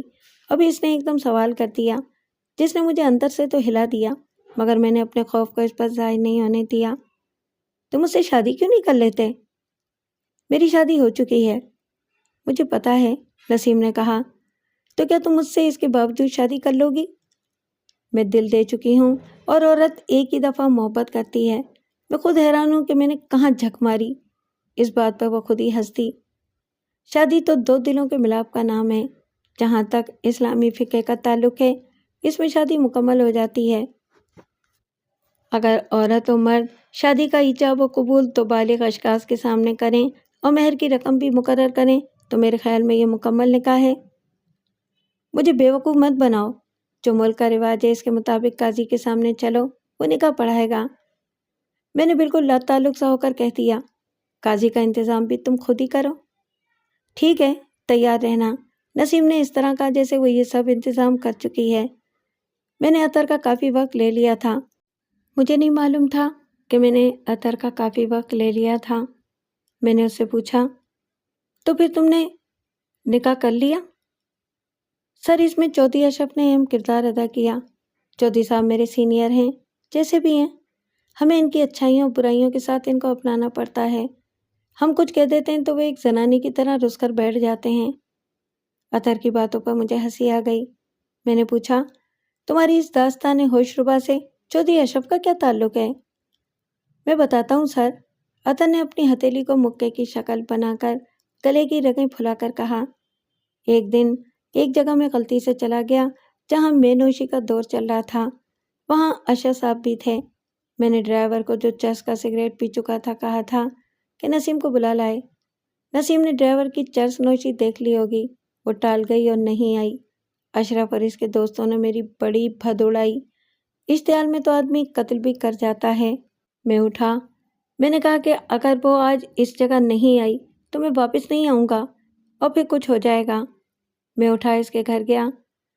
وہ اس لباس میں تھی کہ اگر میں یہ کہوں کہ اگر حوریں جنت میں کوئی لباس پہنتی ہیں اور وہ لباس پہن کر خوبصورت نظر آتی ہیں تو وہ بھی جنت کی حور ہی تھی، اس لباس میں نظر آ رہی تھی۔ میں نسیم کو لے کر اسی جگہ آیا جہاں اپنے ہم نوالہ لوگوں کو چھوڑ آیا تھا۔ یہ لوگ سیڑھیاں اتر رہے تھے۔ سرخ قالین پر آہستہ آہستہ اترتے ہوئے ان لوگوں نے مجھے اور نسیم کو دیکھا۔ اشرف نے فوراً دایاں ہاتھ اوپر اٹھایا اور کہا، یور آنر، تم جیت گئے، یو آر ونر۔ میرے لیے یہی کافی تھا۔ میں واپس پلٹا اور ہوٹل میں آیا۔ نسیم غصے میں نظر آ رہی تھی۔ اور کن کن لوگوں کے سامنے میری نمائش کرو گے؟ بولو۔ اس نے اس انداز سے مجھ سے بات کی کہ میں برداشت نہ کر سکا، مگر اس نے مجھے صفائی بھی پیش نہ کرنے دی۔ تم آج مجھ سے نکاح کرو گے، وہ بھپری ہوئی شیرنی کی طرح بولی۔ میں اس کے اس طرح مخاطب ہونے سے گھبرا گیا۔ میں تیار ہوں، میں نے بھی اسی طرح جواب دیا۔ اس نے کسی جگہ فون کیا جو بعد میں معلوم ہوا کہ ایک پیشہ ور نکاح خواں ہیں۔ وہ پہلے ہی بات کرائی تھی۔ اس نے فون پر کہا، حاجی صاحب ہم آ رہے ہیں، ہر چیز تیار رہے۔ ادھر سے نہ جانے کیا جواب ملا اور اس نے مجھے چلنے کا اشارہ کیا۔ میں بھی اس کے پیچھے پیچھے گیا اور گاڑی میں بیٹھ گیا۔ ایک جگہ گاڑی روکی، شاید وہ راستہ بھول گئی تھی۔ ڈرائیور کو ایک دو گلیوں میں گاڑی گھمانے کے لیے کہا۔ آخر اس نے ایک مکان کے سامنے گاڑی کھڑی کی، اتری اور مجھے بھی اتارا۔ لکڑی کی سیڑھیاں رات کے سناٹے میں کافی آواز پیدا کر رہی تھیں۔ ایک فلیٹ کے پاس اس نے آواز دی، معین بھائی۔ معین بھائی شاید اس کا انتظار ہی کر رہے تھے۔ انہوں نے ایک کمرہ کھولا جس کے فرش پر ایک چادر میلی سی بچھی ہوئی تھی۔ مجھے نسیم نے اس پر بیٹھنے کے لیے کہا۔ مجھے وردی میں فرش پر بیٹھنے میں دقت محسوس ہو رہی تھی۔ اس نے مجھے گھورا۔ وہ غصے میں اس قتل گاہ میں بھی حسین نظر آ رہی تھی۔ نکاح خاں کا گھر بھوتوں کا مسکن معلوم ہو رہا تھا، اور وہ کمرہ، نہ جانے کتنے بھاگے ہوئے جوڑوں کا نکاح رات کے اندھیروں میں اس کمرے میں اس پیشہ ور نکاح خانے میں پڑھایا ہوگا۔ تھوڑی دیر میں اس نے نکاح کے کاغذات نکالے، میرا نام اور بلدیت دیکھی۔ یہ حالت دیکھ کر میں بالکل ٹریپ ہو گیا ہوں۔ مجھے ہوش آنا شروع ہو گیا۔ میرے تمام حواس خمسہ نے ایک انگڑائی لے کر مجھے بالکل نارمل بنا دیا۔ میرا خیال ہے کہ نسیم نے نکاح خاں کو پوری طرح بریفنگ دی ہوئی تھی۔ اس نے فوراً رجسٹر کے اوراق پر کرنے شروع کر دیے۔ وہ قوت جو پولیس افسر کو چوکنا کر دیتی ہے وہ مجھ میں اوت کر آئی تھی، اور میں ان تمام حملوں کا مقابلہ کرنے کے لیے تیار ہو گیا تھا۔ نکاح خاں نے میرا نام پوچھا، میں نے صحیح بتا دیا۔ جو ہی اس نے میرے والد کا نام پوچھا، میں نے غلط بتایا اور گھر کا پتہ بھی غلط درج کرایا۔ نسیم خوش تھی کہ اس کا نکاح ملک کے رواج اور قانون رائج الوقت کے تحت ہو رہا ہے۔ وہ خوشی خوشی تمام خانے پر کروا رہی تھی۔ مہر کے خانے پر آ کر رکی۔ نکاح خاں نے میری طرف دیکھا۔ میں نے کہا، نسیم خانم جتنا مہر بندھوانا چاہتی ہو لکھ دو۔ 4 لاکھ سکہ رائج الوقت کی آواز نسیم کے منہ سے نکلی اور میں نے منظوری کا اعلان کر دیا۔ 4 لاکھ میں تو لڑکی بڑی سستی ہے، میں نے طنز کیا۔ نسیم سمجھ نہ سکی، اور پھر ایک اور خانہ تھا کہ کوئی اور خواہش یا شرط۔ اس پر نسیم نے کہا کہ مجھے علیحدہ مکان لے کر رکھیں گے۔ نو نو نو، میں نے 3 دفعہ انگریزی میں کہا اور جواباً بولا، جس وقت مجھ میں توفیق ہوگی۔ نکاح خاں جو کہ صرف اپنی فیس میں زیادہ دلچسپی لے رہا تھا، فوراً تعمیل کی۔ وہ بھاگ کر نیچے سے 2 گواہ لے آیا تھا۔ گواہ بھی سول اسپتال کے پیشہ ور خون بیچنے والے چرسی قسم کے تھے، جن کو مجھے وردی میں دیکھ کر رشا پیدا ہو گیا۔ ایک کو تو میں نے نکاح خاں کی سیڑھیاں چڑھتے وقت 2-4 ٹھڈے بھی مارے تھے۔ وہ ایک ٹھیلے پر سو رہا تھا، اور یوں ہی میں نے دادا گیری کے اظہار کے طور پر اس کا ٹھیلا میں اس کے الٹا دیا تھا۔ وہ تو پہلے ہی سے ڈرا ہوا تھا۔ نکاح خاں نے جلدی جلدی چاروں پرتوں پر نسیم کے دستخط کروائے اور ایک خالی اسٹامپ پیپر پر جو کہ بالکل کوڑا تھا دستخط بھی کرائے۔ مجھ سے دستخطوں کے لیے کہا۔ میں نے ایک پرت پر الٹے ہاتھ سے الٹی سیدھی لکیریں کھینچ دیں۔ آخر نکاح خاں مجھے بیوقوف تو نہیں بنا سکتا تھا۔ پھر اس نے کچھ دعا پڑھی جس کو لوگ نکاح پڑھانا کہتے ہیں۔ میں دیکھ رہا تھا کہ نسیم پوری طرح خوش نظر آ رہی تھی اور نکاح خاں کی طرف بڑی احسان مندانہ نظروں سے دیکھ رہی تھی۔ اب مجھے معلوم تھا کہ فیس کا مسئلہ پیدا ہونا ہے۔ میں نے پینٹ کی پچھلی جیب سے نیا 1000 روپے کا نوٹ نکال کر نسیم کو دیا۔ اس نے بجائے ہاتھ میں پکڑنے کے فرش پر ہی لاتعلقی سے رکھ دیا۔ میں نے آنکھ بچا کر 1000 روپے کا نوٹ دوبارہ جیب میں رکھ لیا۔ نکاح خاں نے نسیم کو کہا کہ باقی کارروائی صبح ہوگی، اس کے لیے 4000 روپے دے دو۔ نسیم نے وہ نوٹ تلاش کرنا شروع کیا۔ میری طرف دیکھا تو میں نے کندھے اچکائے اور کہا، میں نے ابھی تو تمہیں دیا ہے۔ ادھر ادھر تلاش کیا، 1000 کا نوٹ باہر ہوتا تو ملتا، وہ تو وہیں چلا گیا تھا جہاں سے باہر آیا تھا۔ خیر، نسیم کے پرس میں کوئی 400 روپے تھے، وہ نکاح خاں کو دیے اور باقی ادھار کر کے ہم وہاں سے چل دیے۔ گویا ادھار میں ہمارا نکاح ہو گیا۔ نسیم نے اس نکاح کو بڑی سنجیدگی سے لیا، مگر اس کو معلوم نہ تھا کہ صبح کو کیا ہونے والا ہے۔ اس روز رات کو نسیم اپنا سب کچھ میرے حوالے کر چکی تھی۔ جو باقی بچا وہ بھی اس روز لٹا چکی اور صبح اپنے گھر چلی گئی۔ یہاں پہنچ کر عطر صاحب پھر رک گئے۔ عطر پلیز، میں نے کہا، مختصر کر دو اس کو۔ اب تمہاری اس پوری داستان کا تعلق ہمارے کیس سے کیا ہے؟ اس پر روشنی ڈالو۔ یہی تو میں بتاؤں گا، عطر نے کہا۔ نسیم کو جان سے مار ڈالنے کا اقدام اسی گروہ کا ہے۔ کچھ دن پہلے مجھے کھلم کھلا دھمکی دی گئی تھی کہ ہم نسیم کو جان سے مار ڈالیں گے۔ ذرا رکو عطر، میں نے کہا۔ بھائی، سوال یہ پیدا ہوتا ہے کہ اگر اس گروہ کے شرکاء نے بدلہ لینا تھا تو تمہارے بچوں یا بیوی گویا تمہارے کسی رشتہ دار کو نقصان پہنچاتے۔ نسیم بیچاری کو قتل کر کے ان کو کیا ملتا؟ سر، یہ ایک بہت بڑی سازش ہے، عطر نے ہکلاتے ہوئے کہا۔ نکاح کے بعد کے واقعات بتانے کی مجھے اجازت دی جائے تو یہ الجھن بھی ختم ہو جائے۔ اچھا بتاؤ بھائی، میں نے بے چارگی سے جواب دیا۔ نکاح کے اگلے دن عطر نے پھر اپنی بات شروع کی۔ میری ملاقات چودھری اشرف سے ہوئی۔ ان کو میں نے نکاح کے بارے میں بتایا۔ وہ میری مدد کرنے کے لیے تیار ہو گئے۔ میں نے ان سے کسی طرح سے بھی وہ نکاح کے کاغذ اس نکاح خاں سے حاصل کر لے۔ حالانکہ وہ نسیم کے خلاف تو استعمال ہو سکتے تھے، مگر نسیم میرے خلاف اس فراڈ نکاح خاں کے تیار کیے ہوئے نکاح کے کاغذ کو استعمال نہیں کر سکتی تھی۔ ان کاغذوں پر نسیم کے دستخط تھے، میں نے تو صرف الٹے ہاتھ سے لکیریں ہی کھینچی تھیں۔ تم نے تو پھر نسیم کے جذبات کو ٹھیس پہنچائی، اس کی پرخلوص محبت سے دھوکہ کیا، میں نے عطر کو سرزنش کرتے ہوئے کہا۔ ایسا نہیں ہے سر، عطر نے کہا۔ اس کے گھر والے اس نکاح کے سخت خلاف ہو گئے اور مجھے ان کی طرف سے جان سے مار ڈالنے کی دھمکی موصول ہوئی۔ اشرف نے نکاح ناموں کے چاروں پرت حاصل کر کے مجھے دے دیے۔ جب نسیم کو پتہ چلا تو وہ ایک بھوکی شیرنی بن گئی۔ وہ مجھ سے بدلہ لینے پر اتر آئی۔ اس نے کہلوایا، ہم تو قبر کی گہرائیوں تک اپنے دشمن سے بدلہ لیتے ہیں۔ اس جب کلیش کا سیکو کے گروہ کو معلوم ہو گیا۔ انہوں نے ایک تیر سے دو شکار کرنے کی کوشش کی۔ وہ کس طرح؟ میں نے پوچھا۔ وہ اس طرح کہ انہوں نے ایک تو نسیم کو زخمی کر کے مجھے ذہنی اذیت دی، دوسرے انہوں نے یہ خیال کیا کہ نسیم کی اور میری سر جنگ جاری ہے۔ نسیم جب زخمی ہوگی تو لازماً اس کے گھر والوں کو مجھ پر ہی شک ہوگا۔ وہ میرے خلاف رپورٹ لکھائیں گے اور پھر آپ کو معلوم ہے کہ ایس پی صاحب کی رائے میرے متعلق کچھ ٹھیک نہیں، مجھے معطل کیا ہوا ہے۔ اور ہاں، دوسری بات جو شاید آپ کے ماتحتوں کے نوٹس میں نہیں آئی، وہ بھی مجھے پھنسانے کی ایک نہایت شاطرانہ چال تھی۔ نسیم زخمی حالت میں جہاں ملی ہے وہاں انگلی سے انگریزی کے 3 حروف ATH ریت پر لکھے ہوئے تھے۔ اس سے یہ تاثر دینے کی کوشش کی گئی ہے کہ نسیم نے بے ہوش ہونے سے پہلے حملہ آور کا نام ریت پر لکھنے کی کوشش کی ہے، اور وہ میرے نام کے صرف 3 حروف ہی لکھ سکی اور پھر بے ہوش ہو گئی۔ اچھا، یہ تو تم نے عجیب بات بتائی، میں نے حیرانگی سے عطر کی طرف دیکھا۔ میں نے اس حصے کا فوٹو کروا لیا ہے، عطر نے کہا اور جیب سے ایک فوٹو نکال کر دیا۔ فوٹو میں 3 حروف کھدے ہوئے صاف دکھائی دے رہے تھے۔ میں نے فوٹو کو بغور دیکھا اور اپنے محرر کو دے دیا۔ اب اس مقدمے نے نیا رخ اختیار کر لیا تھا۔ بدماشوں نے عطر کے خلاف شکوک پیدا کر دیے تھے اور یہ اسی وقت دور ہو سکتے تھے جب نسیم ہوش میں آ کر بیان دے۔ اسی دوران اطلاع ملی کہ عدالت عالیہ نے سیکور اور بادشاہ خان کو ضمانت پر رہا کرنے کا حکم دے دیا ہے۔ یہ ہمارے لیے ایک اور چیلنج تھا۔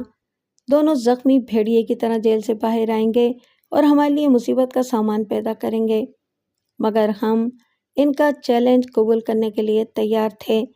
ہمارے سامنے اہم باتیں حل طلب یہ تھیں: شہزاد کو برآمد کرنا، نسیم کے قاتلوں کا پتہ لگانا، سیکو کے گروہ کا قلع کما کرنا۔ عطر نے مزید انکشاف کیا کہ ایک دن وہ نسیم کے گھر گیا، پہلے اپنے ڈرائیور کو بلانے کے لیے بھیجا۔ ڈرائیور کے ساتھ نسیم کی بڑی بہن نیچے آئی۔ اس نے مجھے بیٹھے دیکھا تو کہا کہ آپ اوپر چلے جائیں، آپ سے کچھ باتیں کرنا ہے۔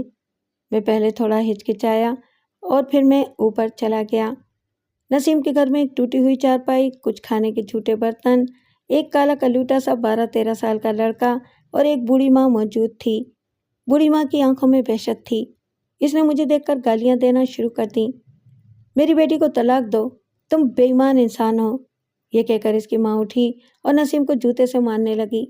اس کو چھڑانے میں 2-3 جوتیاں مجھے بھی لگیں۔ پھر اس کی ماں برف توڑنے والا سوا لے آئی، وہ میں نے بڑی مشکل سے اس سے چھینا۔ میرا خیال ہے کہ اس کی حرکات میں سنجیدگی کم، ڈرامہ زیادہ تھا۔ بہرحال حالات کے تقاضوں کے تحت یہ فیصلہ کرنا تھا کہ میں نسیم سے کوئی تعلق نہ رکھوں۔ نسیم کی بے چارگی، اس کی ماں کی بربریت اور ایک پیشہ ور کہبہ کی طرح کا سلوک، جیسے اس کے ہاتھ سے کوئی سونے کی چڑیا چھین رہا ہے۔ میں یہ کہنے پر مجبور ہو گیا کہ نسیم سے میں پیار کرتا ہوں، کرتا رہوں گا۔ دنیا کی کوئی طاقت مجھے اس سے جدا نہیں کر سکتی۔ یہ کہہ کر میں اٹھا اور دروازہ کھول کر باہر آ گیا۔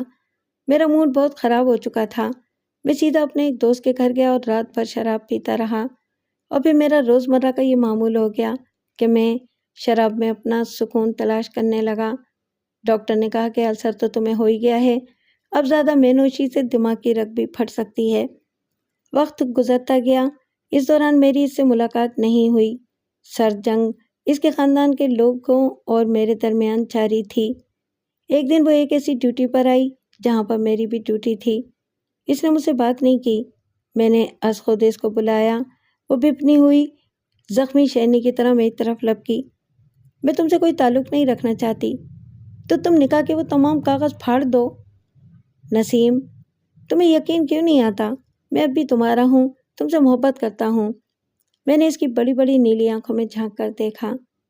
جی نہیں، مجھے تم سے کوئی محبت نہیں ہے، بے ضمیر انسان، اس نے طنزیہ کہا۔ اب ضمیر کے الفاظ پر آپ یقین جانیے کہ میرے تن بدن میں آگ لگ گئی۔ میرا ہاتھ ریوالور کی طرف اٹھا اور پھر مجھے خیال آیا کہ تم تو بزدل ہو، عورتوں پر ہاتھ اٹھاتے ہو۔ تم جو کچھ چاہے کہہ لو، میں نے کہا۔ محبت کرنے سے مجھے دنیا کی کوئی طاقت نہیں روک سکتی۔ محبت تو ایک احساس کا نام ہے جو کبھی فنا نہیں ہوتا۔ پاگل خانہ کہاں ہے؟ اس نے چودھری اشرف سے پوچھا، جو ہماری بات چیت میں شامل ہو گیا تھا۔ مجھے بہت غصہ آیا۔ میں نے کہا، کمرہ نمبر 202 اس ہوٹل میں، جہاں تم نے میرے ساتھ راتیں گزاری ہیں، جہاں تم نے مجھے 5 دن تک لگاتار محبت کا راگ الاپا، وہ ہے ہماری محبت کا پاگل خانہ۔ خفت اس کے چہرے پر نمایاں تھی۔ آج سے 2 سال پہلے میں واقعی یہ سمجھتا تھا کہ تمہارا حصول میرے لیے سارے خوابوں کی تعبیر ہے۔ میری جنت کی تکمیل تم کر سکتی ہو، اور تمہارے بغیر میری زندگی جہنم کے عذاب سے بدتر ہوگی۔ مگر وہ وقت گزر گیا۔ نسیم، اب تم لوٹ آئی ہو، لیکن گزرا ہوا وقت تو واپس نہیں آ سکتا۔ میں نے تمہارے بغیر جینا سیکھ لیا ہے۔ یہ کہہ کر میں اٹھ گیا اور وہاں سے واپس آ گیا۔ پھر میری ملاقات اس سے نہیں ہوئی۔ سر، یہ ہے میری ادھوری سی نامکمل سی کہانی۔ اور پھر میں نے سنا کہ نسیم کے چاقو لگے ہیں۔ آپ سے اسپتال میں ملاقات ہوئی، اور اب میں نے فیصلہ کیا ہے کہ ان بدماشوں کے ساتھ آخری راؤنڈ کا، چاہے اس میں میری جانی کیوں نہ چلی جائے۔ صبر سے کام لو۔ میں عطر کے پاس گیا، اس کے چہرے کو تھپتھپایا۔ اس لڑائی میں بھی تمہارے ساتھ ہوں، مگر ہم یہ جنگ قانون کے دائرے میں رہتے ہوئے لڑیں گے، قانون کو ہاتھ میں نہیں لیں گے۔ میں نے ایس پی صاحب سے ملاقات کی، اطہر کی معطلی کے متعلق بھی بات چیت ہوئی۔ میری درخواست پر دونوں افسروں کو بحال کر دیا گیا اور پھر ہم اس مکان کی جانب جا رہے تھے جو میرے مخبروں نے بتایا تھا کہ یہ علیم شاہ، سیکو اور بادشاہ خان کا سب سے بڑا اڈہ ہے۔ علیم شاہ کی موت کے بعد سیکو اور بادشاہ خان اب اس اڈے کو اپنی مجرمانہ سرگرمیوں کے لیے استعمال کرتے ہیں۔ اطہر جذبات سے پاگل ہوا جا رہا تھا اور میں ڈر رہا تھا کہ یہ جذبات میں آ کر قانون کی حدود سے تجاوز نہ کر بیٹھے، اس کی گولیاں غیر قانونی طور پر چل کر ہمیں کسی مصیبت میں نہ پھنسا دیں۔ میں نے اشرف اور طارق دونوں کو سمجھایا کہ اس کو کنٹرول کرنا، یہ بدلہ لینے کے جذبے میں پاگل ہوا جا رہا ہے۔ ایگل اسکواڈ کے دستے کے 20 نوجوان بھی ہم نے ساتھ لیے۔ کچھ فورس مجھے اپنے ایس پی صاحب نے دی۔ ہم نے آدھی رات سے کچھ ہی دیر بعد اس جگہ کو چاروں طرف سے گھیر لیا جو کہ خاردار تاروں سے گھری ہوئی تھی اور ان خاردار تاروں میں بجلی کا کرنٹ دوڑ رہا تھا۔ ہمارے ساتھ الیکٹریشین بھی تھے جنہوں نے تلاشیں بسیار کے بعد تاروں سے کرنٹ ختم کیا۔ اس بڑی عمارت پر گھومنے والی سرچ لائٹس لگی ہوئی تھیں۔ جو ہی سرچ لائٹ نے 2 چکر لگائے، بلڈنگ کے پہرے داروں نے ہمیں دیکھ لیا اور پھر گولیوں کی بارش شروع ہو گئی۔ دونوں طرف سے مشین گن اور کلاشنکوف کے فائر کھول دیے گئے تھے۔ میں، اطہر اور طارق ایک طرف سے، چودھری اشرف، امانت جاوید اور کچھ کانسٹیبل دوسری طرف سے لوہے کی خاردار تاریں عبور کر چکے تھے اور بلڈنگ کے رہائشی حصے میں پہنچ چکے تھے۔ بنگلے کی تمام بتیاں گل ہو گئیں، اندھیرے میں کوئی چیز دکھائی نہیں دے رہی تھی۔ اب ہمارے لیے سوائے اس کے کہ اشکاور گیس پھینکی جائے کوئی چارہ کار نہیں تھا۔ اطہر نے یہاں بھی مردانگی دکھائی، خوب حوصلہ مندی سے کام لیا۔ اس پر ایک جنون سوار تھا ان لوگوں کو کچا چبانے کا جنہوں نے اس کی نسیم کو چاقوں سے گھائل کر دیا تھا۔ وہ اور طارق ایک کمرے میں گھسے۔ تاریکی میں ایک سایہ ان کو باہر جاتا دکھائی دیا۔ اس کے ہاتھ میں ایک تھیلا اور دوسرے میں کلاشنکوف تھی۔ اطہر نے بغیر نشانہ لیے ہوئے اپنی SMG سے بسٹ مارا۔ اندھیرے میں ایک ہلکی سی چیخ سنائی دی اور وہ شخص وہیں ٹھہر ہو گیا۔ اطہر نے پورا میگزین خالی کر دیا۔ کچھ دیر بعد سرچ لائٹ لیے ہوئے امانت جاوید اور اشرف بھی دوسری طرف سے پہنچ گئے۔ میگا فون سے میں نے اعلان کیا کہ تم لوگ چاروں طرف سے گھر گئے ہو، بچنا مشکل ہے، ہاتھ اوپر اٹھا کر باہر آ جاؤ۔ ہمارے الیکٹریشین نے تمام لائٹس روشن کر دیں۔ اطہر نے ایک گولی کھلی ہوئی کار کی ڈگی پر ماری، آگ بھڑک اٹھی۔ دیکھتے ہی دیکھتے پورا مکان آگ کی لپیٹ میں آ گیا اور پھر 4 شخص ہاتھ اوپر اٹھائے باہر آتے ہوئے دکھائی دیے۔ اطہر نے یہاں پر قانون سے تجاوز کیا۔ ملزمان جب ہاتھ اوپر اٹھا کر اپنے آپ کو قانون کے حوالے کر ہی رہے تھے تو اس نے میگزین چلائی اور بلا دھڑک بسٹ مارا۔ وہ چاروں شخص خون میں لت پت ڈھیر ہو گئے۔ تمام گھر کی تلاشی لی، کوئی 20 آدمی گرفتار کیے، کئی من چرس، ہیروئن اور ہزاروں کی تعداد میں بندوقیں اور کارتوس ہاتھ لگے۔ ایک کمرے میں شہزاد نیم مردہ حالت میں پڑا تھا، اس کو اٹھا کر باہر لایا گیا۔ ایس پی صاحب بھی موقع پر پہنچ چکے تھے۔ ان کے ساتھ 3 کاریں تھیں جن میں ایک میں پولیس سرجن، دوسری گاڑی میں مسلح گارڈ کے ساتھ بیگم شہزاد اور تیسری گاڑی میں رپورٹر تھے جنہوں نے خود اپنی آنکھوں سے پولیس اور بدماشوں کا مقابلہ دیکھا۔ آج تو ایس پی بجائے اطہر کو معطل کرنے کے اسے شاباش دے رہا تھا۔ وہ بھول گیا تھا کہ اطہر نے بہادری دکھانے کے ساتھ ساتھ نہتے آدمیوں پر گولی بھی چلائی ہے۔ شہزاد کو لایا گیا۔ وہ ادمویا ہو چکا تھا۔ اس کے اکھڑے ہوئے ناخن اور داغے ہوئے پیر ان بدماشوں کی بربریت کی منہ بولتی تصویر تھے۔ اسے فوراً طبی امداد دی گئی۔ وہ بے ہوش ہو گیا تھا۔ اسے فوراً اسپتال پہنچایا گیا۔ ہمارا مشن کامیاب ہو گیا تھا۔ وہ بلڈنگ جہاں ان بدماشوں کا اڈا تھا مسمار ہو گئی تھی۔ ضابطے کی کارروائی پوری کرنے اور مرنے والوں کی لاشوں کو مردہ خانے پہنچانے کے لیے میں نے ایک پولیس پارٹی تعینات کر دی تھی۔ شہزاد کئی دنوں تک موت اور زندگی کی کشمکش میں لٹکا رہا، لیکن آخرکار ماڈرن طریقہ علاج نے کامیابی حاصل کی اور اسے بچا لیا گیا۔